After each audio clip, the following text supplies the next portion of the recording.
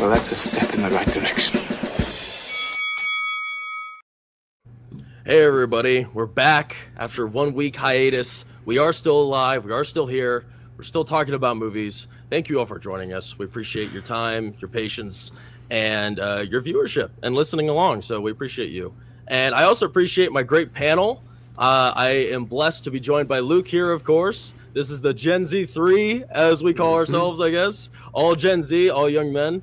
And we also have a panel of incredible other YouTubers. Please be sure to check them out in the description below. A lot of incredible talent here. Talk about this great movie, GalaxyQuest, 1999, the Star Trek spoof. And you know, for being a parody, we have to give it credit because I think this definitely it raises the bar for parodies. I think it does. I think people might be surprised that I might not have been the biggest fan about this. I think the Gen Z 3 here might not have been the biggest fans, but I can't deny that it's definitely a high quality film. And we're going to get into it. We're going to break it down into chapters, talk about generalizations, really get into it. So let's not waste any time. Let's have on our great panel. And I'm just going to bring everybody on. So we're starting with our friend Kyle Cornwith, Nads, back again, Horror with Nads, World War Joe, and new friend, Ian Morrison. How's it going, everybody? I feel so sorry for your generation if you do not like this movie. Not a fan. I have this thing on Tubi on split screen watching this right now. Yeah, dude, you just... You made me grimace off camera. Sorry, Kyle. Yeah, I'm just keeping it real. Podcast. I could just be fake and not say what I think, but you know, I don't want to do that here. I try not to. But I can't deny that there's a lot of good merit going for it. But I'm definitely curious because, you know, in case all of you guys aren't aware about what this movie is, it's a pretty interesting movie, GalaxyQuest. You know, I think it pays homage to a lot of Star Trek fans. I think a lot of the comedy kind of lies in those moments, you know, kind of calling back on the oddities of Star Trek, right? And I've never been too into Star Trek. I respect it.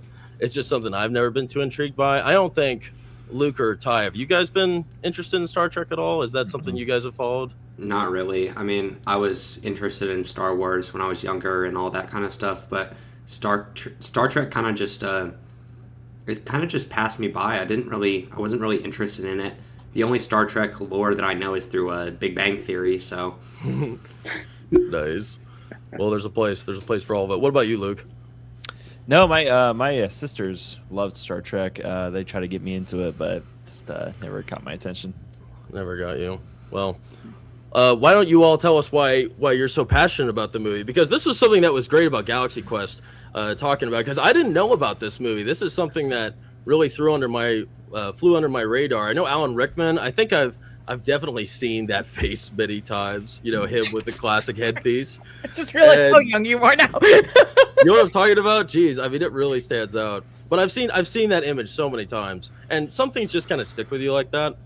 But it kind of flew under my radar for the longest time. And World War Joe, he sent me a copy, and I'm glad you did. I don't want anybody thinking I hate the movie. I don't hate the movie at all. I think there's just a few little things that I wasn't a fan of, but I think that the movie had a lot of merits. So it's definitely not something I want to hate on.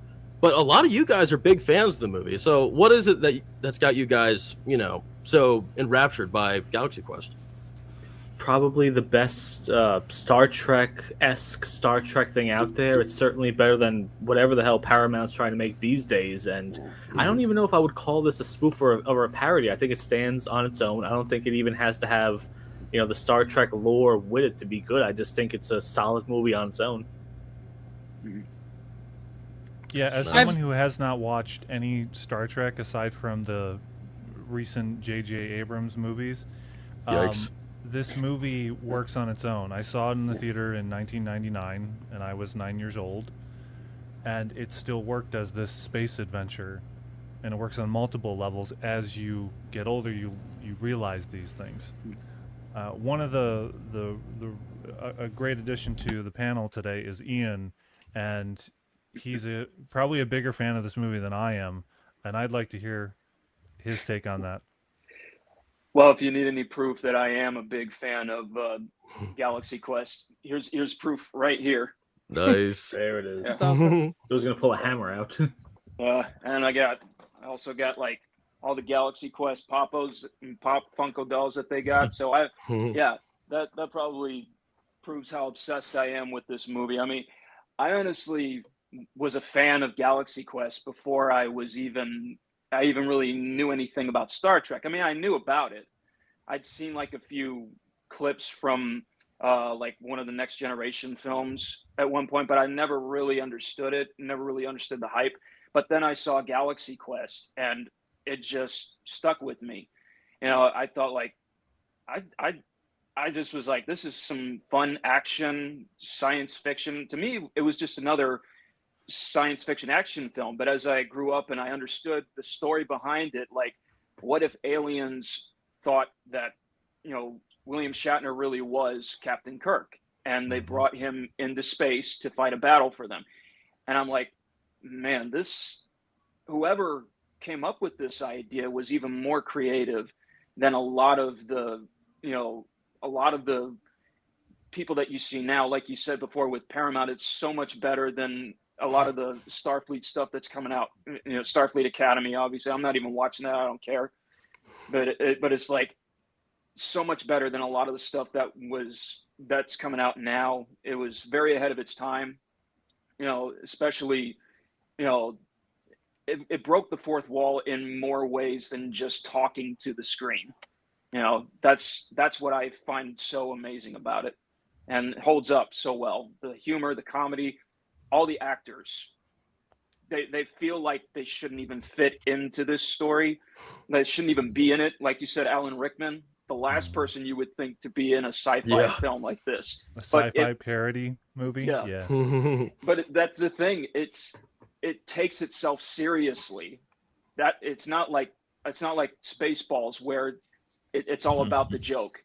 They take it seriously. Even the director, Dean Parisot, said how like you have to take this seriously in order for it to work. It can't just be comedy for comedy's sake. And that's why I think it continues to be so good, you know, all these years later. Gosh, you bring up Paramount, what they're doing with Star Trek right now. It doesn't, I think, no matter where you are in this world, you know they are butchering Star Trek in the present time. That's for sure. I feel for everybody. You know, watching what did you say? What's the new series called? Starfleet Academy. That's the animated one, right? No, it's live action, which is okay. What's the animated one that's on Paramount right now? Below Deck, I think. Below Deck. I watched one episode of that and I wanted to blow my brains out.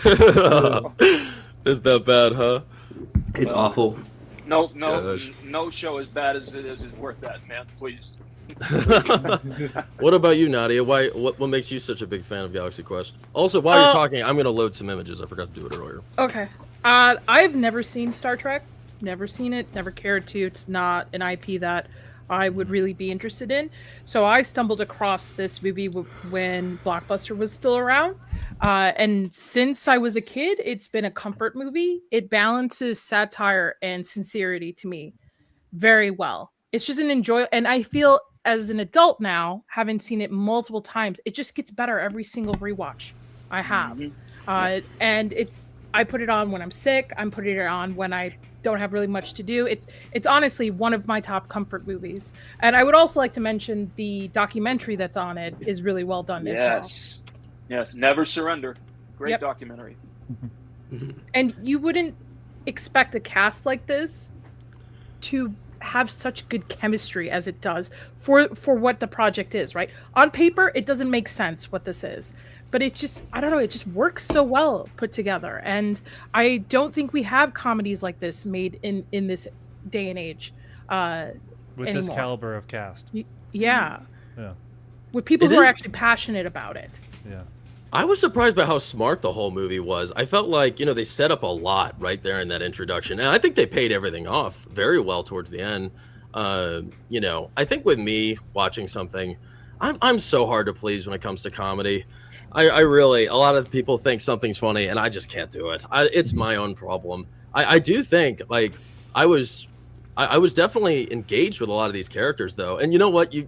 We keep talking about Alan Rickman. What is he doing in here? It seems like, why, my question is, and I wonder if anybody knows this, why did he sign on for this?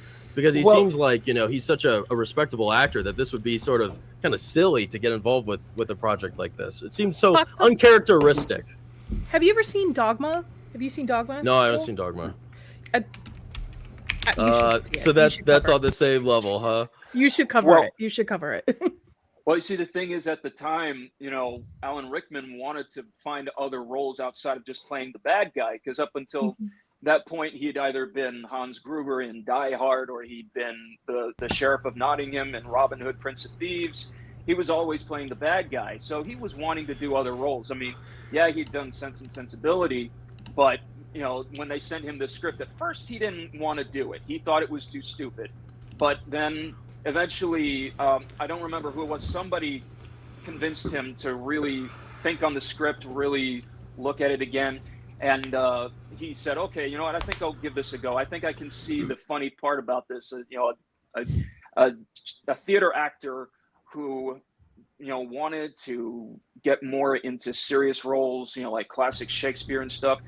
But now he's stuck in this thing that to him is a joke. He's like, it's his only means of living now, and he hates it. But then towards the end of the film, of course, he finds out why people love it so much, you know, because, you know, you got the character Quellic, the alien who loves his character, tells him with his dying breath, you were like a father to me, even though we never met. And he realizes how special this character is to so many people, and he finds the Shakespeare aspect of this character again. That moment really surprised me. You know, something that also I think this movie did really well. Ty, first off, I keep muting you because we can hear everything you're doing. Sorry, but that's why I muted you. But something I was surprised about with this was seeing the convention portrayed so honestly, because I've been going to Comic Cons for a long time. And you know what? Bravo to the team that made GalaxyQuest. I've dealt with so many douchebag actors that acted just like Tim Allen in this, that it was it made me so happy seeing a little bit of justice and representation for those moments. An actor I met, I was telling the boys when we were watching the movie, I met the actor who played Badger in Breaking Bad. I was really excited to meet him. I met him at an Office convention, oddly enough, you know, the TV series. And when I went up to him, he had nobody in line, literally nobody. It was his first convention appearance. I was real excited. I was with my dad, and I had a bunch of questions lined up to ask him. And, you know, I try to be friendly and, you know, conversational, and I'm not trying to push it, but I want to have a nice interaction. He just stone-faced me the whole time. He just cut off, you know, yeah, sure. What did you expect? Do you want a picture or not? I couldn't believe it. It was the worst interaction I've ever had with an actor in my entire life. And I wish I could make you guys feel the pain I did in that moment, because I was really excited to meet him. I do too, because I met I think his name is Gale, the character from Pet Sematary. It's the little boy. Oh yeah. So I met the actor, who's a grown ass man now, man, and he acted the same way and hasn't had any luck with act. Yes, so wow, that's so lame. Well, I had an experience too like that recently at a GalaxyCon convention with Ian McDermott. Oh no. Palpatine. You know, it wasn't terrible. It wasn't horrible, like he was rude or anything like that. I just went up to take a picture with him at, you know, the booth where they take the pictures. And before they did it, I wanted to shake his hand. I said, "Is it all right if I shake your hand?" And he's like, "No, not at the moment." That's tough. It wasn't necessarily. Yeah, part of me was kind of hurt from it, but I was like, whatever. I mean, I get it. He's an old man. He probably, doesn't want to, I don't know, germs or something like that. Germaphobes. I'm a germaphobe myself. That's the kind of thing that sticks with you, though. You'll never look at Palpatine the same after that. Hey, Jackson, at least he didn't shoot you off like Steve from Blue's Clues, you know. Oh, wait, what did he do? What did you say? You told me that Steve from Blue's Clues shooed you off. Yeah, that's right. Yes, he did. From Blue's Clues? Family. Yes, my whole from family. Blue's Clues. Yes, he's the child show. And yeah, I was I met him. We had a decent talk for a little bit, and then I guess I overstayed my welcome. He literally shooted us off. He's like, "Okay, you gotta go." He ushered us away. I couldn't believe it. And I'm like, oh, come on, man. That's another thing. It sticks with you. So that's something I think's funny about. Oh, wait. What were you going to say, Ned?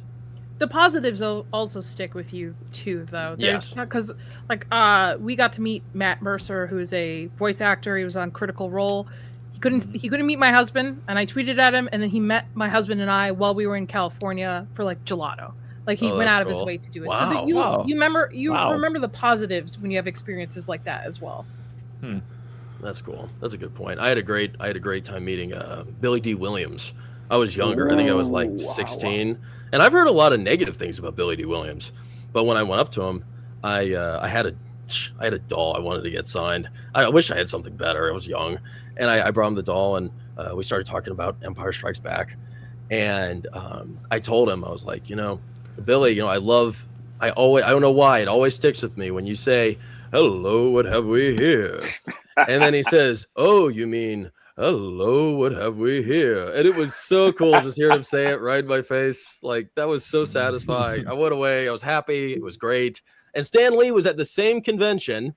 5 minutes later, we've been waiting in line all day, and he says maybe 2 words. It's one of those situations where they just kind of usher you away. Okay, you got the autograph. Congratulations. Keep moving. So, yeah, 2 totally different experiences. See, another experience I had that same day, Brent Spiner was there, Data. Ooh. And so I went up to him, I wanted to see if I could get like a quick video with him in his booth. I asked him, and he says, I don't really like it when people want to do videos with me. It just makes me feel awkward. And I said, oh, well, okay, I apologize for that. And he said, no, you don't have to apologize. The answer is always no, unless you ask, So Can't say yes unless you ask. Yep. Yeah, exactly. So he was understandable about it. He wasn't, and I understood why. I mean, yeah, celebrities can feel a little awkward with some of that stuff sometimes, but he was still very nice, nice guy. And I told him, basically I brought up the documentary of GalaxyQuest, and then I kind of felt a little awkward. Yeah, I was like, because he's in it. He's in it. And I try to imitate him imitating Patrick Stewart. Oh man. Because Patrick, he says in the documentary how Patrick Stewart came to him after watching GalaxyQuest. He says, I love this movie. Nice. There you go. Wow, you got some balls. Yeah, I had the balls, but then I was like, that was so fun to get to see him. Anyways, he was a nice guy. That's a tough one to pull off. It seems like it's hard to just please them, please a lot of them, at least the bigger names, right? I think that's what's kind of interesting about this movie too. Is I'll kind of circle this back to the main, like what's going on. Like in the very beginning of the movie, of course, we're talking about a convention because, this is where it kind of breaks the fourth wall a little bit. We start the movie and it opens with clips from GalaxyQuest, the original TV series. Clearly it's supposed to be, this is Star Trek, but not. And it cuts to the present where we see, our cast, and they're older, they're kind of washed up. They're at a fan convention. And Tim Allen, he's like, he's super bold at first when he's on stage. He gets all the glory. He plays along with the crowd. And everybody else, the rest of the crew, they've been waiting for Tim Allen to show up for like an hour, and he's super late. They all come. They're the afterthought. Nobody cares about them. Once they're all, signing autographs and they're, taking pictures, whatever else, Tim Allen, he's not as friendly anymore. He's not that cool guy everybody aspires to want to speak with anymore. He just loses all that energy at a individual basis. And the rest of the crew isn't really happy either. I think this is the classic tale of when you're at a convention now, you see a lot of these older Star Trek actors. And when I see them, they never look like they want to be there, especially Captain Kirk. I would see him all the time at Steel City Con, and he's got his big plastic visor up, and he says hello, he signs the autograph, and he waves you away. And I've heard a lot of sad stories about him at conventions, and this just felt like this was like one of those classic moments where, Tim Allen is literally that guy at this point in time. And that's what was funny to me, seeing that in this, because it really stuck out, because I saw him that way myself. And all these characters, they're not happy with the characters that they played on TV too, because a lot of them are kind of like, denigrating. You know, you have Sigourney Weaver's character. She's obviously just the decoration on the shelf. She doesn't offer any significance. She just relays information that another character's saying. I think that was hilarious. Then you had, the computer says it, then she says it. Also, those boobs are fake. They're a prosthetic. What? Ruin the movie more. She said something about that earlier in the movie. She was like, nobody cares. The only thing anybody cares about is my boobs. Like, nobody cares about my actual character. Yeah, she says, the line is, she says, I mean, my TV Guide interview was 6 paragraphs about my boobs and how they fit into my suit. No one even bothered to ask me what I do on the show. Nadia, where are you getting that they're fake? Oh, it's a piece. It's a piece she's wearing. And plus, they talk about it in. Who said this? They talk about it in the documentary. Yeah, really? The producers, yeah. Shit. I can't remember in the documentary. Who did they say they were originally thinking about casting for Tim Allen's role? Because Tim Allen was Kevin not Kline. the first pick. Kevin Kline, that's who it was. Mm-hmm. Yeah. Yeah, and they said, like, they had a whole list of other actors. They had Tim Robbins. Tim Robbins was the other one. Wow. Bruce Willis, Mel Gibson too.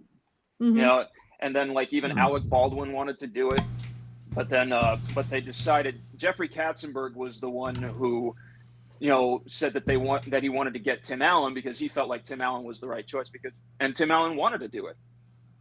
And who was the original director that left? Harold Ramis. Thank you. That's what I was thinking. It's been a bit since I've seen the documentary. And did you know that Steven Spielberg is responsible for a lot of the romantical subplots?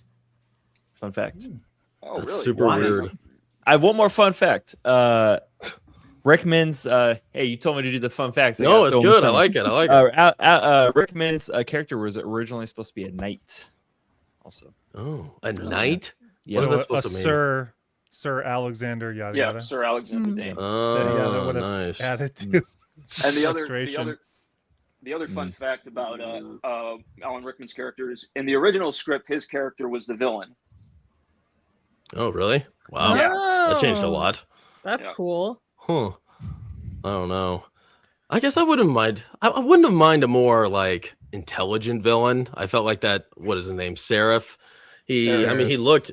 Oh wait, what's his name? Saris. I don't know where I got Seraph from. But he's I think supposed to be a it's spoof on Star Trek villains at the time, right? Okay. With the big monster suits and the weird prosthetic looking creatures. Those costumes and makeup departments, they really did a terrific job with all of that. I mean, they could have easily done a better live action Teenage Mutant Ninja Turtles with those outfits, because I felt like that is Teenage Mutant Ninja Turtles on steroids. Also the set designer too. Set pieces were great as well. Yeah. I will say Alan Rickman's headpiece. That's some strong glue they're using there on that thing. Yeah, I think it's funny that everyone I always would hear the question growing up. My family would ask is, so this character, Alan Rickman's playing this actor who goes to these conventions with the headpiece, but then he's at home at his apartment still with the headpiece on. You know that he wouldn't be wearing that. So as a kid, it made me think, well, or at least question. Wait, does he actually have? Is that the way his head actually looks? Because you don't see him without it until it starts breaking down in the third act fight. Yeah, maybe it's the Silence of the Lambs kind of thing. He wears it at home, looks at himself in the mirror. He's a method actor. It totally is. Yeah, well, it's so weird how he's so dissatisfied with that character he plays. Everybody knows him as that guy, just like poor Leonard Nimoy with Spock, right? He couldn't escape it. And here he is. He's home, but he's still wearing it. It's like, bro, you don't have to wear that. You hate doing this, remember? Why does that happen? I think it's like he feels so trapped in this role that, you know, now it's like it's like that thing has just become a part of him and he can't get it off even if he wanted to. Who knows? Maybe that's what they had in mind. Gosh. But also because I guess they felt like if they see him without the headpiece, it might take them out of the movie or something like that. The magic's gone. Yeah. Yeah, I'm glad they didn't do that. I was kind of, towards the end we were getting a little close, but no, Oh yeah, it we didn't get started there yet. peeling up the sides and Yeah, stuff. of course. Yeah. That's fun. Mhm. There. Yeah. So we're kind of already talking about it a little bit. The Thermians, right? These weird alien people. I thought, I was convinced this was a good little surprise for me that these guys were actually aliens the whole time, because I ran into a lot of guys at COD that were kind of like this. So I was convinced from the very beginning. But nothing wrong with that, everybody. Nothing wrong with that. Just saying. Some strange folks sometimes. But yeah, these guys are absolutely horrifying when they're not in their human disguises. They're the giant squid aliens. Horrifying? They're utterly horrifying. What are you talking about? I don't know. I kind of thought they were cool. I think they're Tony honest- Shalhoub does okay in the end. Oh, well, I thought you were going to disagree and say they were cute or something. Well, I was about to say they were cute, but it's like, well, they're not really cute, but they're okay. I don't really think they're particularly horrifying. Oh, they freaked me out. I'd be tripping like they were when they got beamed up. But You don't do enough drugs in your life, apparently. I guess not. Give me what you're on, I guess. Yeah. Gosh. Yeah, but the Thermians, at first, Tim Allen's character, he thinks these are just a bunch of weird fans, and he kind of humors them. I believe he has some sort of business with them, because they arrive at his house and he goes with them in their limo. So he's probably thinking he's getting paid for some sort of gig. He passes out as they're talking. He has no respect for him. He's at the top of his ego chain at this point. And he then out of nowhere gets beamed aboard the real NSEA, the Enterprise spoof. And from there, he's walking around. He thinks he's just entered some special building. And he assumes, like I said, that this is some sort of paid gig or, an elaborate prank. And he is... Sorry, I know I'm interrupting. I think what he thinks is happening, it's a bunch of fans that have like maybe set up a fan film for him to be in. Sort of like how a while back, a couple of years ago, they did have a few fan films on YouTube where they did bring back the original cast members, of Star Trek to star in them. Somehow they convinced them because they weren't really doing anything else other than just going to the conventions and such. Well, that's good input. He says that when he's on the ship. He goes, "Oh, usually it's cardboard cutouts. I see you guys actually built the set." Yep. Okay, there you go. Great. Well, that's good to know. Sweet. Good attention to detail. Should have noticed that one. But he's of course put in the commander's chair. He's supposed to rule the stage here. And he sees this, horrifying alien, Saris. And, this is a real life situation. He's kind of, he's hungover. We saw in his home life that, the poor guy, he doesn't have anything going for him. And, really, he doesn't have anyone special in his life. Nobody likes him. He's rich, but he's alone. And, he's at a low point here, and he does not care about this fan film, like you said, that he's being thrown into. So he kind of plays it off. He doesn't realize that this is actually pretty serious. So he orders that their full weapons barrage the enemy. Without really understanding what that actually means. And then right afterwards, he just heads right on back home. He doesn't care. The Thermians, they are huge fans of GalaxyQuest. And we learn in this scene that they have been watching the series for quite some time, and they think that it's historical documents, that these are all, real life logs of heroes of the past or heroes of a different time, a different world. And they shape their entire civilization around it, which, that's a pretty funny concept itself. Jason, when he goes home, he realizes, oh crap, this is real. He's got to tell his friends about it. So he goes, he finds his crewmates, and they're doing some sort of promotion for a business. They're pretty pitiful, disappointed. They don't have much going on in their lives either. Like you said, they're just doing these little gigs to make some money, based on nostalgia. And they end up getting beamed up to meet the Thermians. That's when they're introduced to their horrifying alien forms as squid people. And, the aliens explain that all of this is molded around their silly TV series. So I'm kind of wondering, this is just like a theory, and I'm definitely curious to hear your thoughts, Ian. Do you think anything would have changed in the story if Jason had not fired all of those munitions into Saris's ship? Honestly, no, actually, I think it would have, obviously, because it's like the whole point of that is it's routine for him at this point, and he's thinking like, I got another gig I got to go to. Let's just get this over with. And it's like, what's a quick and easy solution to this? Oh, just fire the cannons off. Okay, just fire them, shoot them. Let's get this over with so I can just move on and get my next paycheck. And he's like you said, he's hungover, he's tired, he's yawning the whole time. Literally, when he finds it, when he's on the ship, he's woken up and he's drooling on the leather couch and everything. He's just like so out of it because he's just like, ugh, what else have I got to live for at this point? And the point is that he's living.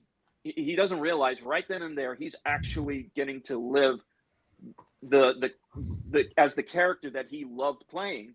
There's this thing. Another thing from the documentary is when they were writing the script, the idea was that the main character Jason feels trapped in the role and he hates the role. Mm-hmm.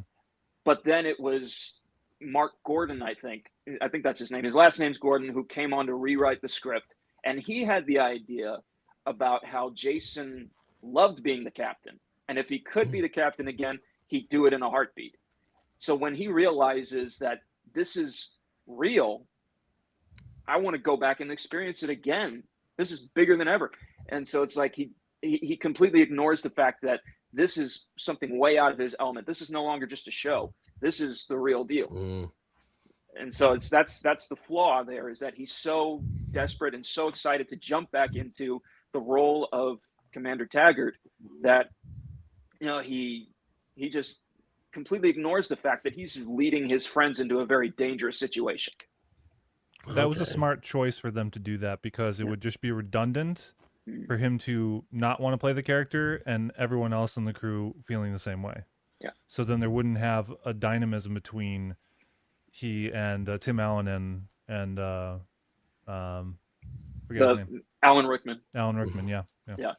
They have so many character names in this. They have like their real life name, and then they have their TV persona name, and then it's the actor's name. So it's like I think I'm just going with actors' names for the stream. I just jumbled in my head. I was trying to pick the actor in the movie or the character he's playing in the movie. Yeah. It's very Dr. meta. Lazarus. This movie is very wonderfully meta. And it really does. Watching it today, it made me feel as though this is a film that would be made today the same way, stylistically a little bit different, because obviously it being shot on film in the 90s, but in terms of the script, and it's a timeless movie that was ahead of its time in what it was doing. It was way ahead before Comic-Con conventions blew up. I mean, this is before X-Men, and X-Men was really the watershed moment for the comic book movies. So this was right before everything was going to explode. Yeah. Can we now cons are ruined forever. I mean, they are not what they used to be, even from when I was young. Sorry, what were you saying, Joe? I was going to say, can we get the crossover of this movie where he links up with William Shatner and Patrick Stewart, and they all go on a space adventure together? Yeah, pretty sure you're kidding, aren't you? It could easily be $1 billion movie, or it could flop miserably. When I hear hookup, I think of something else. Every time. They kind of Was already that did movie? They kind of already did that, because there was like a mobile game that came out recently where it was Star Trek crossover, and they had GalaxyQuest characters come in there that you could play. That's sweet. That'd be fun to have as a fan.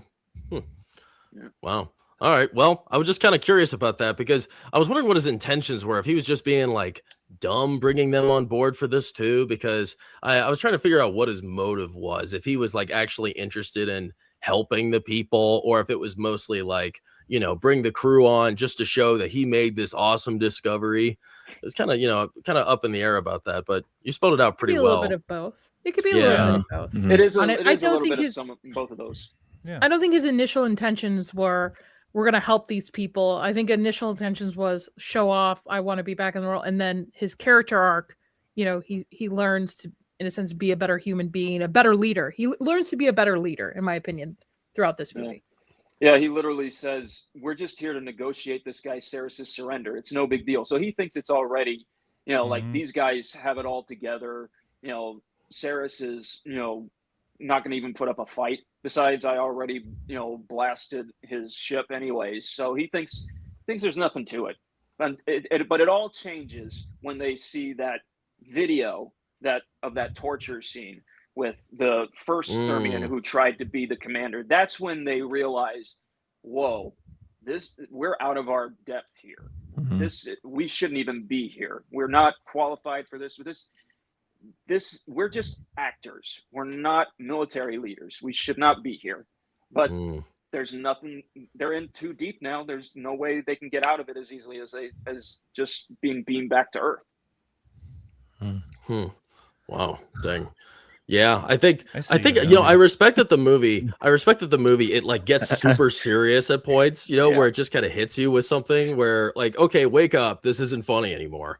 I think it does a good job like surprising you like that. Because I liked what you said earlier, how this movie it takes itself really seriously. Yeah. And I think that's how you got to play it. I think you would have a better appreciation of it if you watch the documentary. I think there's a lot of things that might be a little bit clearer to you after watching it, after learning what the script went through, the different directors, the different tones that it was supposed to be. I think you would appreciate it more. Yeah. Well, here go Ian. Well, because like in the documentary, one of the people that they interview is the set designer, and she talks about how originally when they were doing it, when they first started doing it, she said that the sets were described as cheesy, early Star Trek TV show, and the producers hated that word. They're like, no, we don't want this to be cheesy. And so they basically were like, get rid of that mindset. This is not just going to be some dumb spoof like Spaceballs. We want it to be something good. It can still be a parody, but it can also have a healthy balance of really good character development, and serious tones. You can do those it feels like you're kind of making fun at first, but then as the story progresses, you're seeing that the story is a real hero's journey for these characters. Well, I appreciate the movie, and I see that it's high quality. I'm not just saying that either. I think it's got a lot of great meat to this story. And I respect it because, I thought it'd be just some silly, dumb parody, but, it ends up being a standalone title. For me, I've mentioned this in another stream and everyone hated me for it. I don't even remember what it was. So much hate. I can't even remember what it was, but it was like there was one character that really turned me off and was just a constant irritant, always poking. And when that happens, Fifth Element? Is it Fifth Element? Maybe it was Fifth Element. Maybe it was another movie too. I don't know. But when that happens, I can tell you didn't want to say it. It just turns. Well, I don't know if that might have been it or something else. I'm not sure. But if there's something like that that's just always present, it gets to me. And the Thermians, for me, I get they were trying to play it off as funny, their quirks and their odd behavior, but it rubbed me the wrong way every time. I couldn't stand it. I wanted to like it. I wanted to laugh. But when they're just trying to be funny all the time, it just got to me. So I couldn't do it. But everything else I thought was pretty well done. That's my main takeaway. And it's not like criticism because it's bad quality. It's just because, it didn't land with me. I'm my own person. I'm my own viewer, right? But let's say hi to the chat real quick. Thank you all for joining us today. We appreciate you. Sorry, I'm pretty far in and haven't said hello yet. Rebel Rose, good seeing you, Rebel. Thank you for joining us. Product Files here, of course. Good seeing you, buddy. Thanks for joining. Megan's here, of course. I saw you in the chat. Good to see you. Excited for this live stream. We want to have you back on again soon. Wow. And she says she's not a fan of Star Wars or Star Trek, but she still loves the movie. Mm-hmm. Wow. Good taste. Respect. That speaks of the movie itself. If you don't have to be fans, you don't have to know the little Easter egg nods to it, but it's still a good quality movie. It speaks for itself. Yeah. I think Star Wars, when I first saw it, was okay. Kick this man off. I've seen this Where's the block more button? times than you are AI generated. Nice. Hey, as we all learn, sometimes it takes a few rounds over to really let it sit in. Yeah. Maybe that's the case here. I hope so. Boaca, we appreciate your super chats. I want to get to those. I want to highlight this real quick. An outstanding cast and character arcs. This is the writing, directing, acting that has been released in Hollyweird in the last decade. Yeah, definitely great cast, and they do all work very well together. They don't that's pretty overshadow respectable, each too. other, even though they're big actors at the time too. And the other when this thing, was filming. sorry, the other thing is that Sigourney Weaver wanted to be in this movie so bad, Yes. but the filmmakers didn't want her because they were like, we don't want anyone who has been in sci-fi before. And she's like, why? It's us who have lived in science fiction that know what we're doing. But she fought tooth and nail to get that role so bad because she felt like she related more to Gwen DeMarco's character than she did to Ellen Ripley, because it's like she says how like you can't be an actress in Hollywood without having those insecurities about how you look. It's an industry that is about who's the best looking, who's the sexiest, and that's how they make their money. So of course she gets typecasted into being the blonde bombshell that really doesn't have a brain. That's the character that she's typecast into playing. How old Well, was she's not a dumb blonde.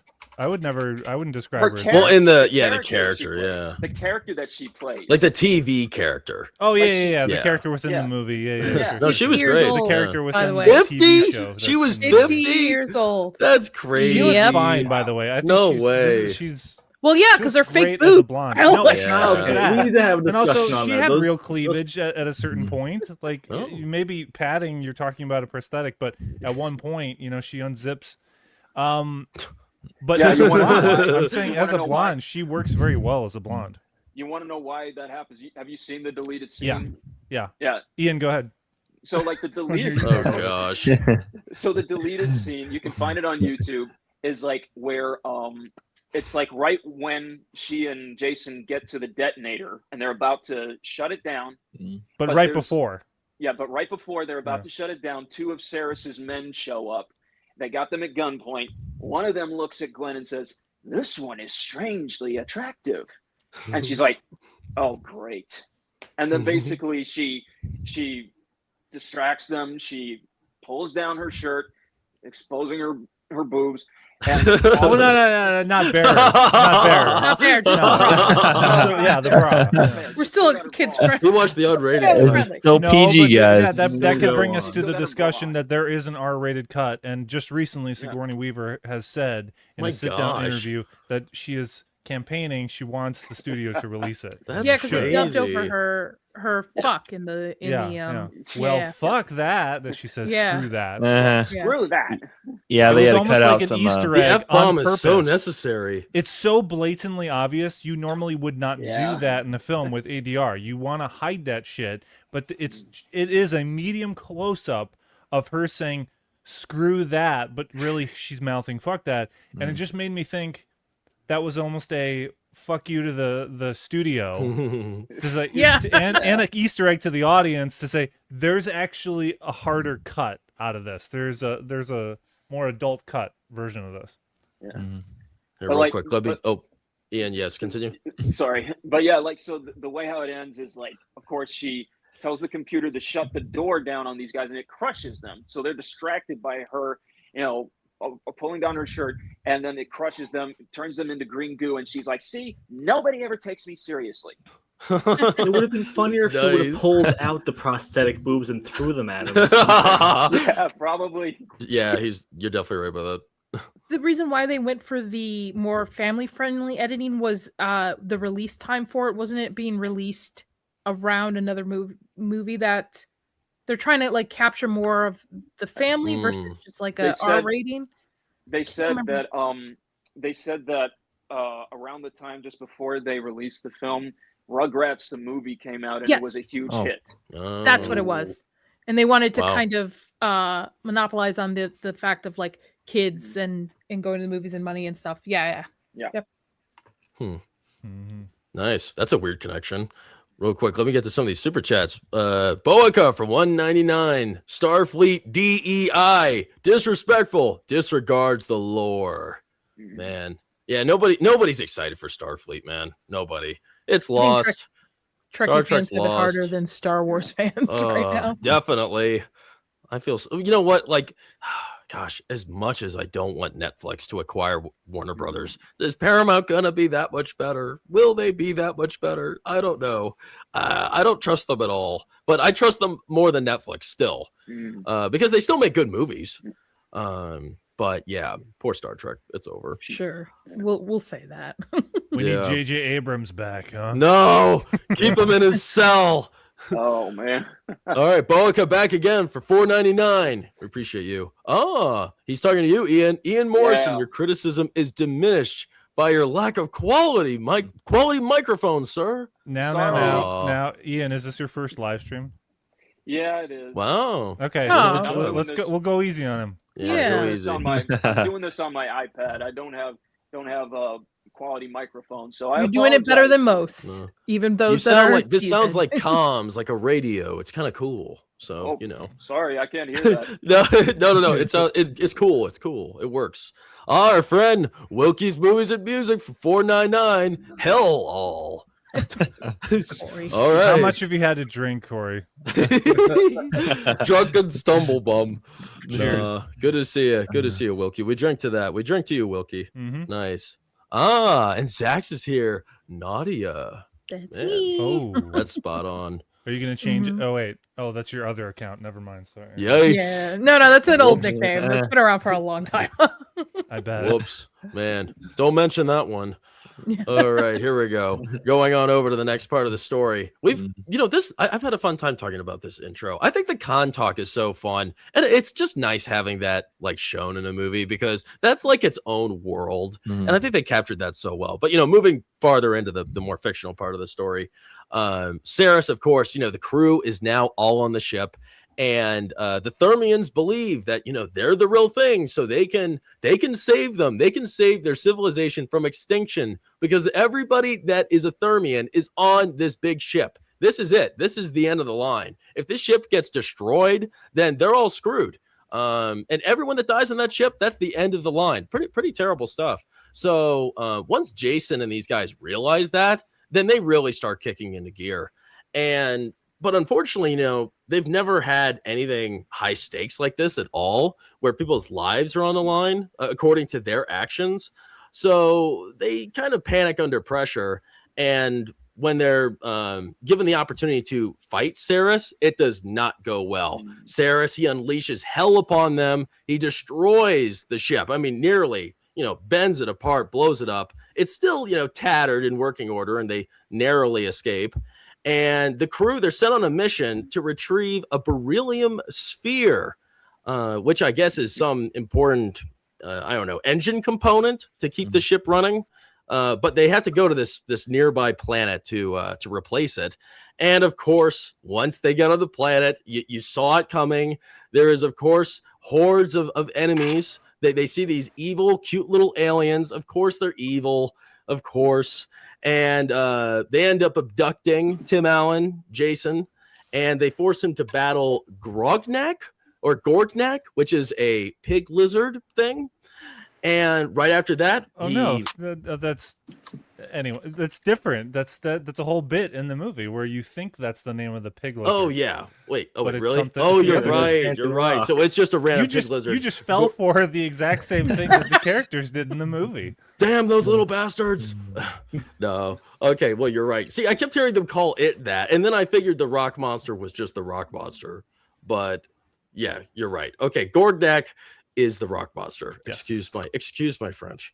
And prosthetic and character design. Amazing. I think it's crazy. I want to know the budget of this movie because you think of parodies and you think cheap, crappy little parody, right? It's all about the humor. So this is definitely that helps kick it up a notch when you see something like that. And he looks good too when he talks. It doesn't look fake. I saw budget was 45 million. 145 million? No, 45 million. 45 million. 45. They used to Okay. make movies on a decent budget back in the day. Just Yeah. Those were the days, right? yeah. But you Quality know, over what? spectacle. Yeah. Yeah. The reason why I think, especially with the 90s, before we transitioned over to digital and stuff for special effects, things like this, it holds up because it's in front of the camera. It's actual physical person in makeup design. And CGI properly used back then was, okay, we couldn't get this or we needed to add something in post. And I think we're too reliant nowadays on CGI, where it should be where we should stick to the classics, where we're putting something physical in front of the camera. Well, also Gosh, because yes. in the 90s it was kind of still in its early stages using CGI, so they didn't really have the same quality as they do Or now. depend on it. Or depend on it. But it's like they were able to find a healthy balance between, you know, what they could do, what they couldn't do, and still use old school VFX that really still hold up to this day. I mean, I have no idea how they pulled off that last shot where the half of the protector comes crashing into the con like that, but it looks so good. They probably built the set and did it probably, I would assume, in reverse or something. I'll have to think on this. I used to do special effects makeup for Hollywood for like 13 years. So like what I learned is from guys who did stuff like this, not the newer kind of stuff. And I truly I agree with you. I think we're just too reliant on CGI, and that it should be the classics of filmmaking. Everything should be physically on set if we can, and being on sets versus green screens. Let's just fix it in post. Like CGI blood is one of the most annoyance things to me. It just irks me. It's just like just pushes my buttons when I see it. Hey, you know, for all the crap Gen Z gets, there's two things. Kyle sent me something that Gen Z is responsible for bringing back physical media. Hell's yeah. And then two is we want practical effects. Gen Z wants practical effects. We are vouching for practical effects. I think we're getting sick of all the digital stuff, because you got to realize, gosh, for us growing up, I hate to say it, especially, you know, Gen Z that are a few years younger than Luke and I. You know what they grew up watching? They grew up watching all the Marvel movies in theaters. Yeah. That was it. That was the main thing. We didn't have all of these classics, the older stuff with the practical wonders. Now we look back and it's you know, it's a spectacle to see, and it's different. You know, I don't think it's always more convincing, but I think it's special and it's real. It feels like you're actually watching a movie, for Pete's sake. Movies in the 90s age better than movies that are coming out nowadays because practical is more so than the CGI. Again, because it's something physical in front of the screen.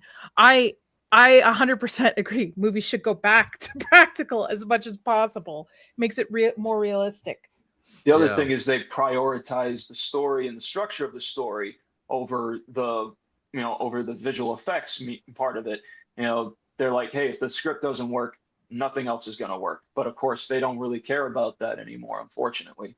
And I would argue that what's scary, the notion that I said before, wherein you could make this movie today, if they did try to make it, they wouldn't prioritize a lot of the magic that is in this film, which is the chemistry between these actors. They take time to allow these actors to breathe and have reactions.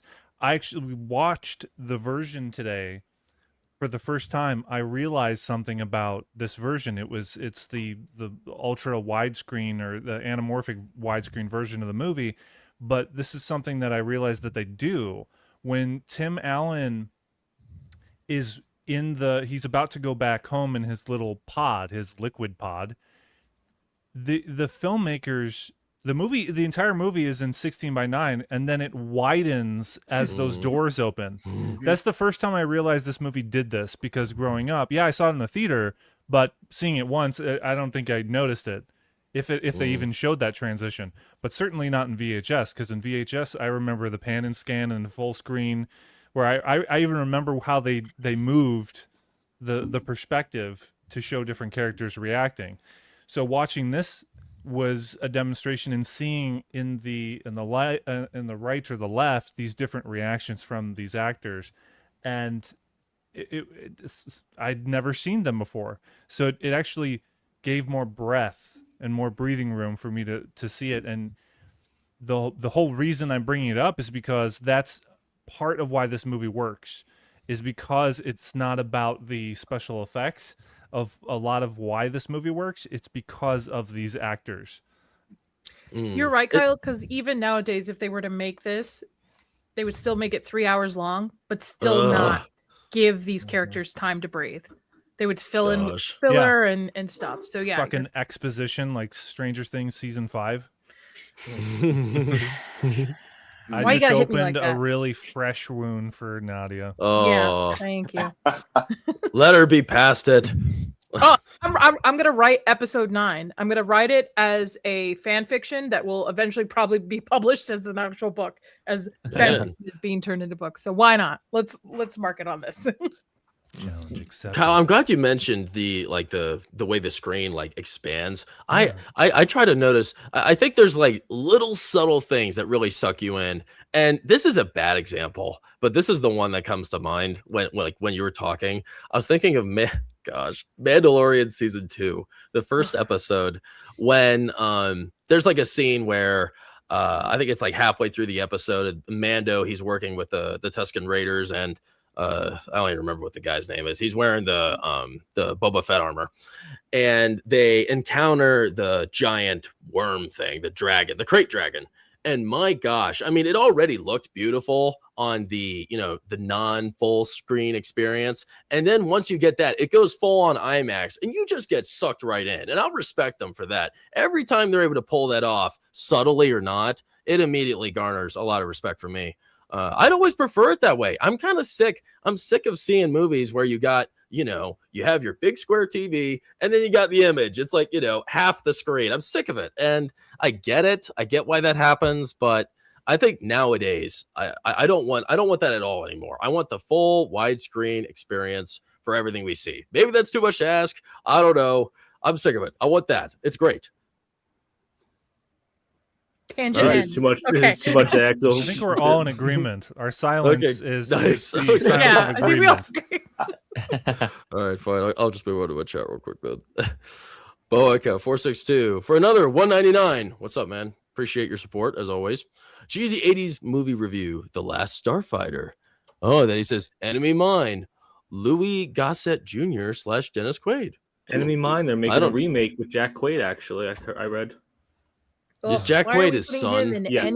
Oh, I don't. Thank you. I'm not. Nepotism, I don't want him either. He's the same character in every single movie, even if the movie is a different genre.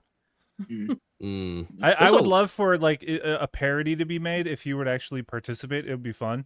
If they did remember Funny or Die, for those that remember, if they did some kind of skit where they had Jack Quaid in it, him participating in it, or someone pretending to be Jack Quaid, where they actually had a guy or director or casting director saying, "Now Jack, good take, right? Now try it in a different accent, in a different way," and he's unable to do it any other way but the way that he does of just the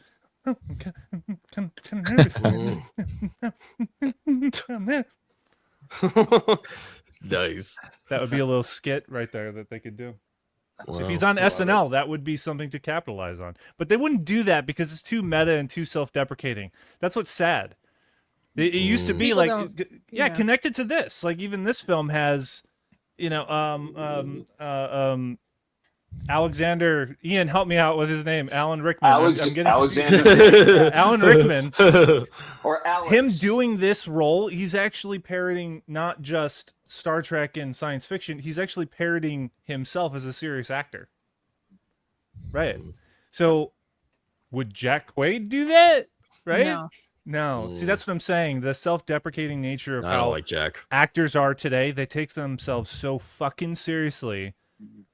A la Timothy Beta Boy Chalamet. Nice. Yeah. Chalamet. Yeah, he doesn't really have any self-deprecating roles. Chalamet. Yeah. Bro. Well, never nice. really saw Anyway, the appeal tangent. for him. Yes, it's okay. We would go to. It's so easy to get on him. I don't know. I think this movie leads into so many normal parts of life, and maybe that's a good thing, right? More it relatable. does, and also for pop culture as well. Like it's a film that was supposed to. It should have gotten a sequel, and unfortunately, Alan Rickman died because they were going to do it. They were serious about doing it. I mean, they still could do it, I think, but they more than likely won't want to do it just because they feel like it just wouldn't be right without him. I mean, unless somebody has a really good idea. I mean, I keep thinking like the perfect idea would be to like parody about how, these franchises have become so divisive now because of how the studio just doesn't respect them, like dealing with like girl bosses, race swaps, gender swaps, all that stuff that just is like they're hiring people to write these things who don't really understand them, who never grew up with these franchises. They don't care either. Yeah, they don't care. But also, like, you see where the original crew are, and the show has been rebooted with a new cast. And then what happens is you find out Saris has a daughter who wants to get revenge.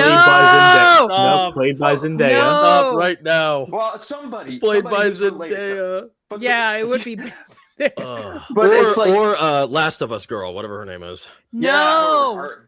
But like This does not need a sequel. This movie does not need a sequel. They would not respect it. They wouldn't have the closest. have the The same closest charm. we're going to get to anything like this will be that new Spaceballs, if they play it straight, right? And That that's I don't have probably not faith going to in either. happen. No. Yeah.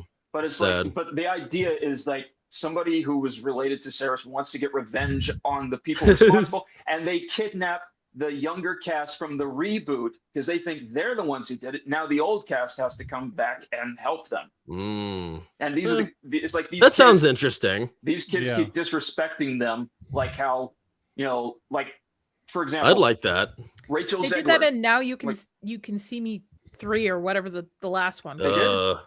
Yeah, they had a younger generation of magicians come to play, and the older magicians had to old school them, and it's kind of very similar to it. Okay. You know what needs to happen? Your generation of Gen Z needs to come up with directors and people who are actually passionate about filmmaking and who are passionate about these IPs, that even if they have to do another installment of it, instead of just like hiring, I don't know, activists and people who just don't care about it. Yeah, Nadia, you made me think of something, and I'm willingly going into a tangent. I hope you permit me, Brawler.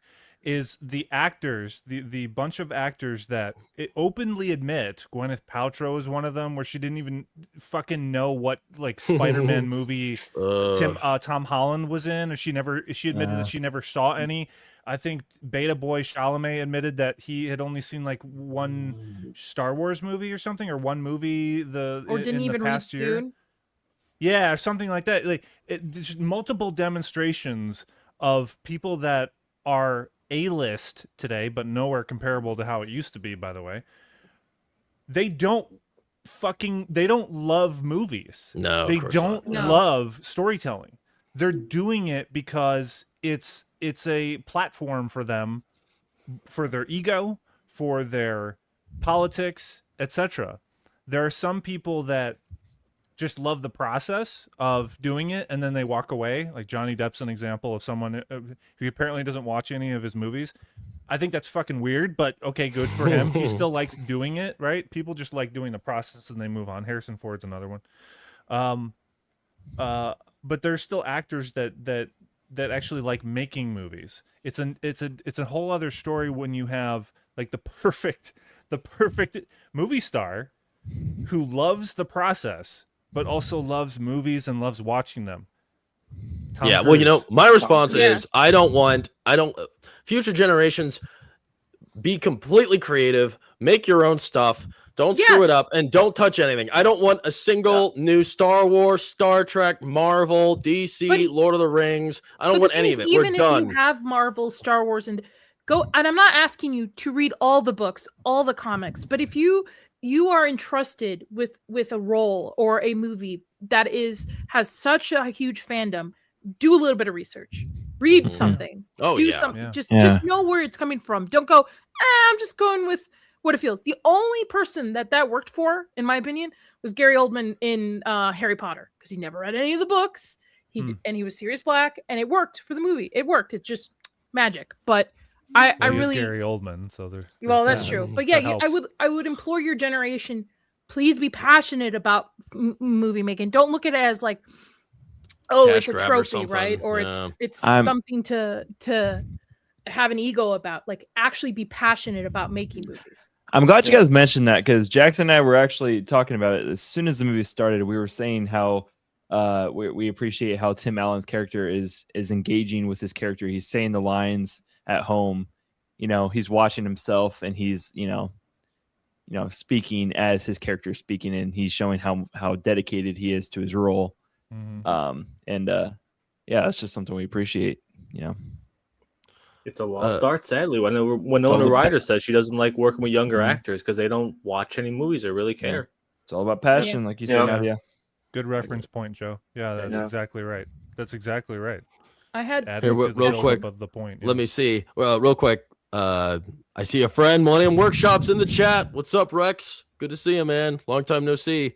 He says, let me direct a pod racing movie with a Fast and the Furious vibe to it. That'd be cool. Give him the reins, Disney. Give him the reins. I know you're listening, Disney. I wish you were listening. I really wish you were listening. We could solve a lot of problems in this room. We really could. Give us a chance, man. I actually think the opposite. I think with the explosion of us being able to make movies at home with AI, we shouldn't have to rely on these studios because they have said out loud, we don't care what you guys want to watch. We're going to give you gay Darth Vader. We're going to give you race change, everything.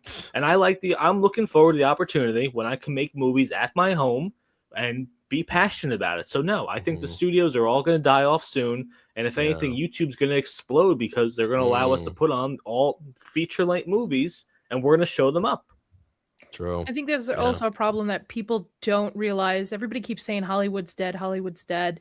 But the indie market still exists. Like indie films. There's great indie movies right now. Yeah. And people just don't want to talk because it's usually not an A-lister. It's usually not behind a big studio. It doesn't get a huge theater run. But there have been some really great indie, even with 2025 being as bad as it's been just for the main studios, there have been some really great indie films.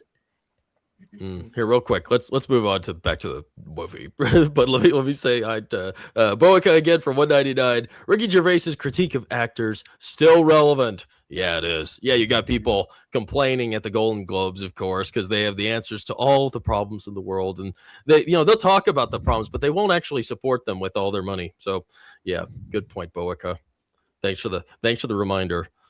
Yeah, Nikki Glaser as the host for the Golden Globes only caught the opening monologue that she does, her stand-up. It's not good enough. It's just a small shade of Ricky Gervais. It's not good enough. Just bring him back then. What do you mean? Rotten Tomatoes told me that she crushed it. What do you mean? Every place said what a great job she did. Yeah, I bet. I didn't even know it was happening till somebody sent me a photo of what I didn't even know. That's how I just don't care about those awards anymore. Yeah, they're meaningless. I was surprised that this movie. I just watched that clip. I was surprised this movie did really well on Rotten Tomatoes. I just looked it up because I was curious because it's it's a comedy. Comedies don't usually end up doing very well, but most of them are really pretty dumb, so it makes sense. And it got a 90% Rotten Tomatoes critic score. I was like, wow, because that's it's pretty clever and it has respect for its audience. It doesn't just like throw slop at it. There's intelligence behind the writing.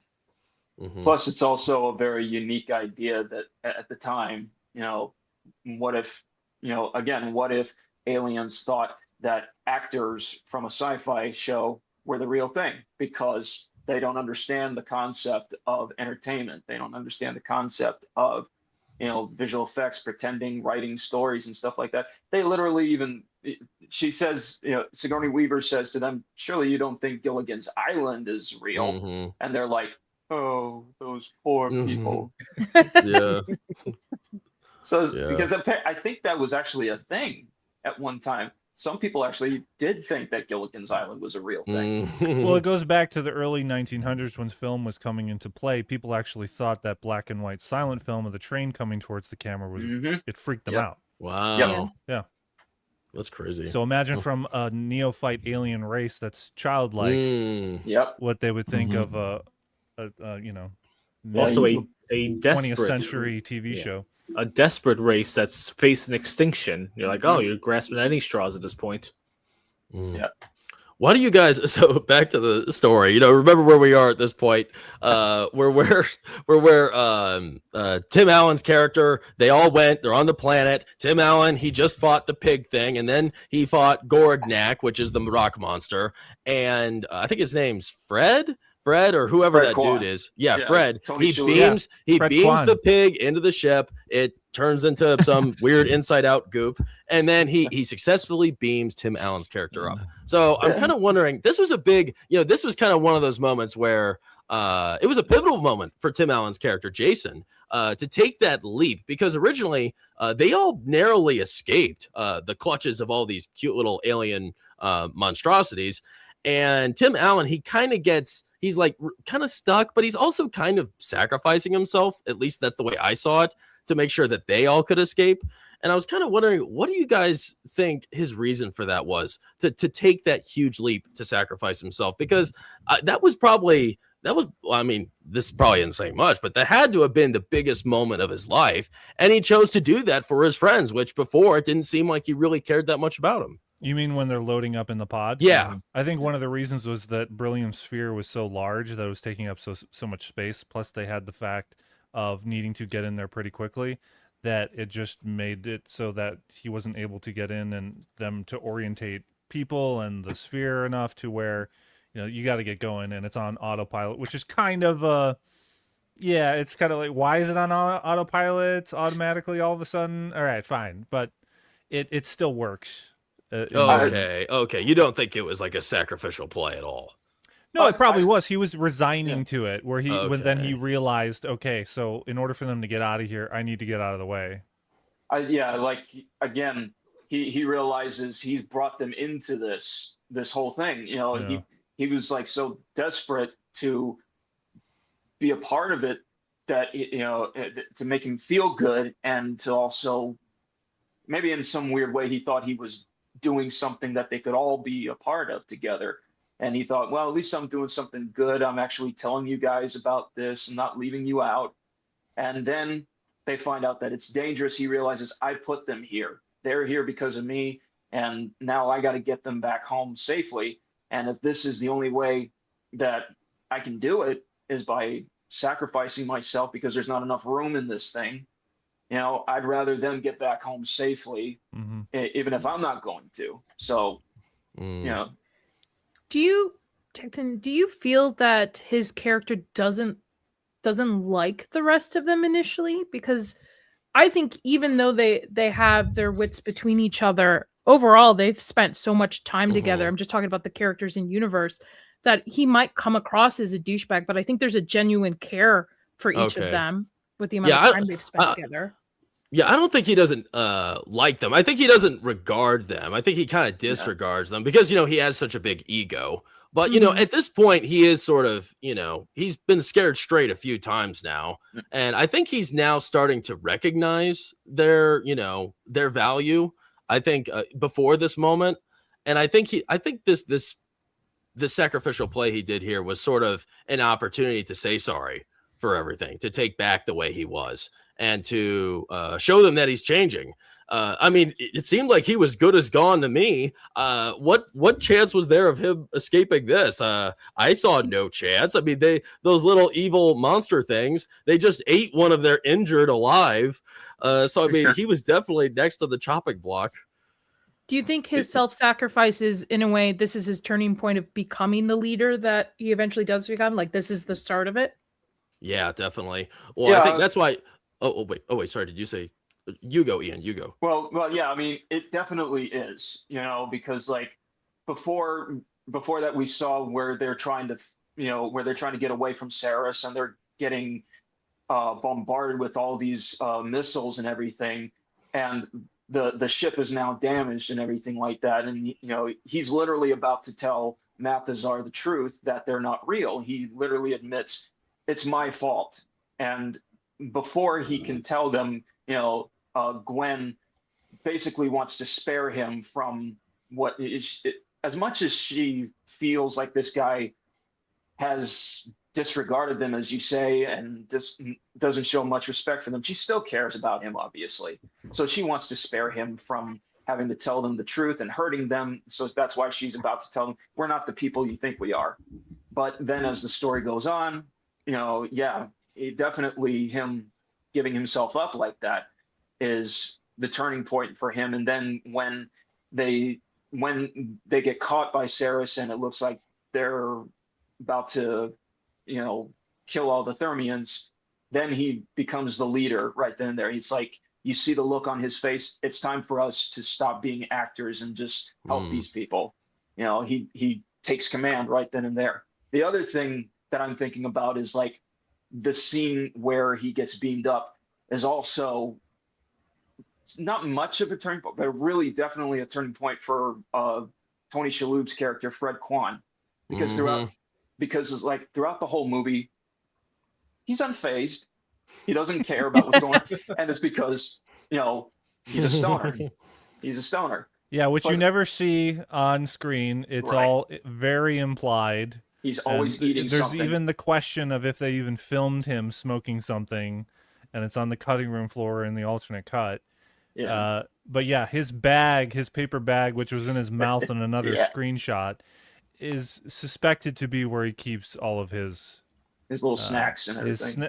Snacks and other such things. Good for Probably him. too. Yeah. Probably. Good for him. Think of being in space in his spaceship and He's like, it's like he's so unfazed that he opens the door to the pod without even stopping to think if there's air out there. Yeah.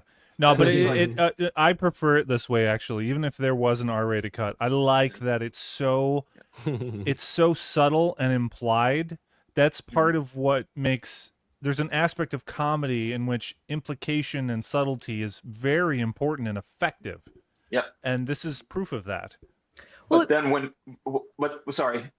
he takes control of the beam, I don't know what they call it, what is it that they call it? Which thing? What he beams up Tim Allen with. Well, I guess he doesn't. That. Yeah. Yeah, do they have a name for that? Digitize me. The digital conveyor. That's what it is. The digital conveyor. When he has to do that because they've seen him do it on the show, they think he's the only one that can do it. That's the first time you see him starting to be nervous and unsure of himself. He's no longer unfazed. Now he's like, I can't do this. I can supervise, but I'm not. I'm not Tech Sergeant Chen. My name's Fred Kwan. Kwan's not even my real name. So he's like, he's having a bit of a breakdown there, and he's like, Jason, I'll just mess it up. But Jason's telling him, I believe you're going to save me.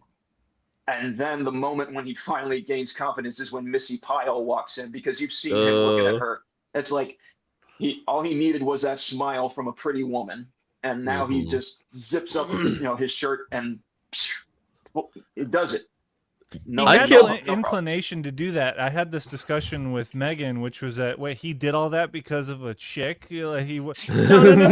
It was the extra boost. Look, that kind of stuff. Women can go a long way to just give that extra motivation, right? He was already interested and had the thought of getting into realizing that he could do this. Where Jason on the line, he's saying, I believe in you. I believe in you, Fred. You can do this. There's no one else that could. And he's like, I can.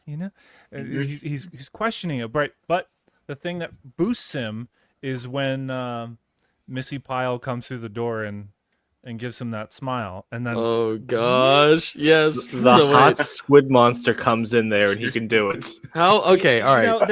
Again, it's something that doesn't go said. It's unsaid that he basically has a fetish for alien, like tentacle alien creatures. Oh, that's not right. Right. Judgment here. Isn't that a throwback to like old school Star Trek? Because Kirk would like have different alien type of women through the week and stuff. But the thing is, they still looked like human women. Yeah, but he got more turned on when he found when he saw the tentacles hugging him. That was he's rough, into man. some certain type of Japanese. He looked like he creamed his pants when he going did. We all did, man. Wow, I'll never unsee that. Oh, definitely. And that was pretty scarring. that line that Sam Rockwell says he added in there. He said, "Let me say this because I just think like it totally completes the scene," and it does. Yeah, Like, Sam Rockwell is amazing in this film. He's an MVP. He doesn't have a big part, yet he shines so much in each scene that he's in, even when he's not saying anything.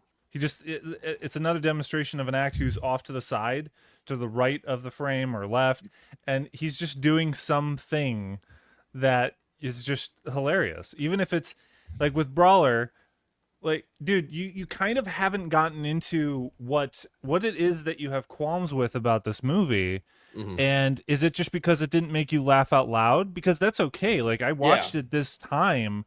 It made me laugh out loud a few times, but but it's more of a movie that it delights you and it charms you, you know? Sure. And, well, and no, it's I an don't. adventure film. Like, what is it? You know what? What is the big? Why do you qualm? hate this movie, Chad? I don't hate it. I'm being diplomatic with my question. What are the qualms? Haven't I explained myself? I was just when I'm irritated by something, and it just when irritations keep arising over and over again, it just rubs me the wrong way, and it takes me, you know, I have a good time and then I get irritated, then I'm having a good time, then I get irritated, and it's the Thermians. They were so irritating to me. I didn't like them at all. I would have loved this movie if they were all completely gone. And that makes no sense. Maybe just make them more stoic or make them not silly. I don't care. I just did not like them at all. And that's fair. You know, they're super common in this. And I loved the main crew. I loved Saris. I loved him. I thought they were cool. I loved the design. I thought everybody looked great. The music was awesome. They were funny. Tim Allen and them were funny. I loved the convention. I loved the ending. But yeah, when you just keep poking me, I'm not interested anymore, buddy. Like a slapstick comedy almost, where I guess I could. Okay, I understand. I get what you're saying, Brawler. And yeah, the Thermians are annoying. They are annoying to a certain extent, and you know. Well, in more ways than others. And obviously it's supposed to be because they're like children. Sure. They, you know, and kids are totally annoying a lot of the times, because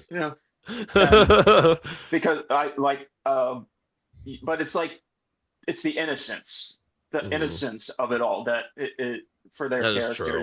Because I don't know about innocence. One of them was ready to get down with Fred. So like, crap. I don't know what kind of innocence we're talking about here.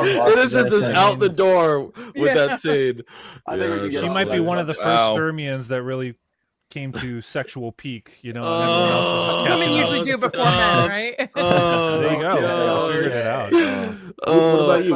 Luke, what was your gripes with it? With that whole scene?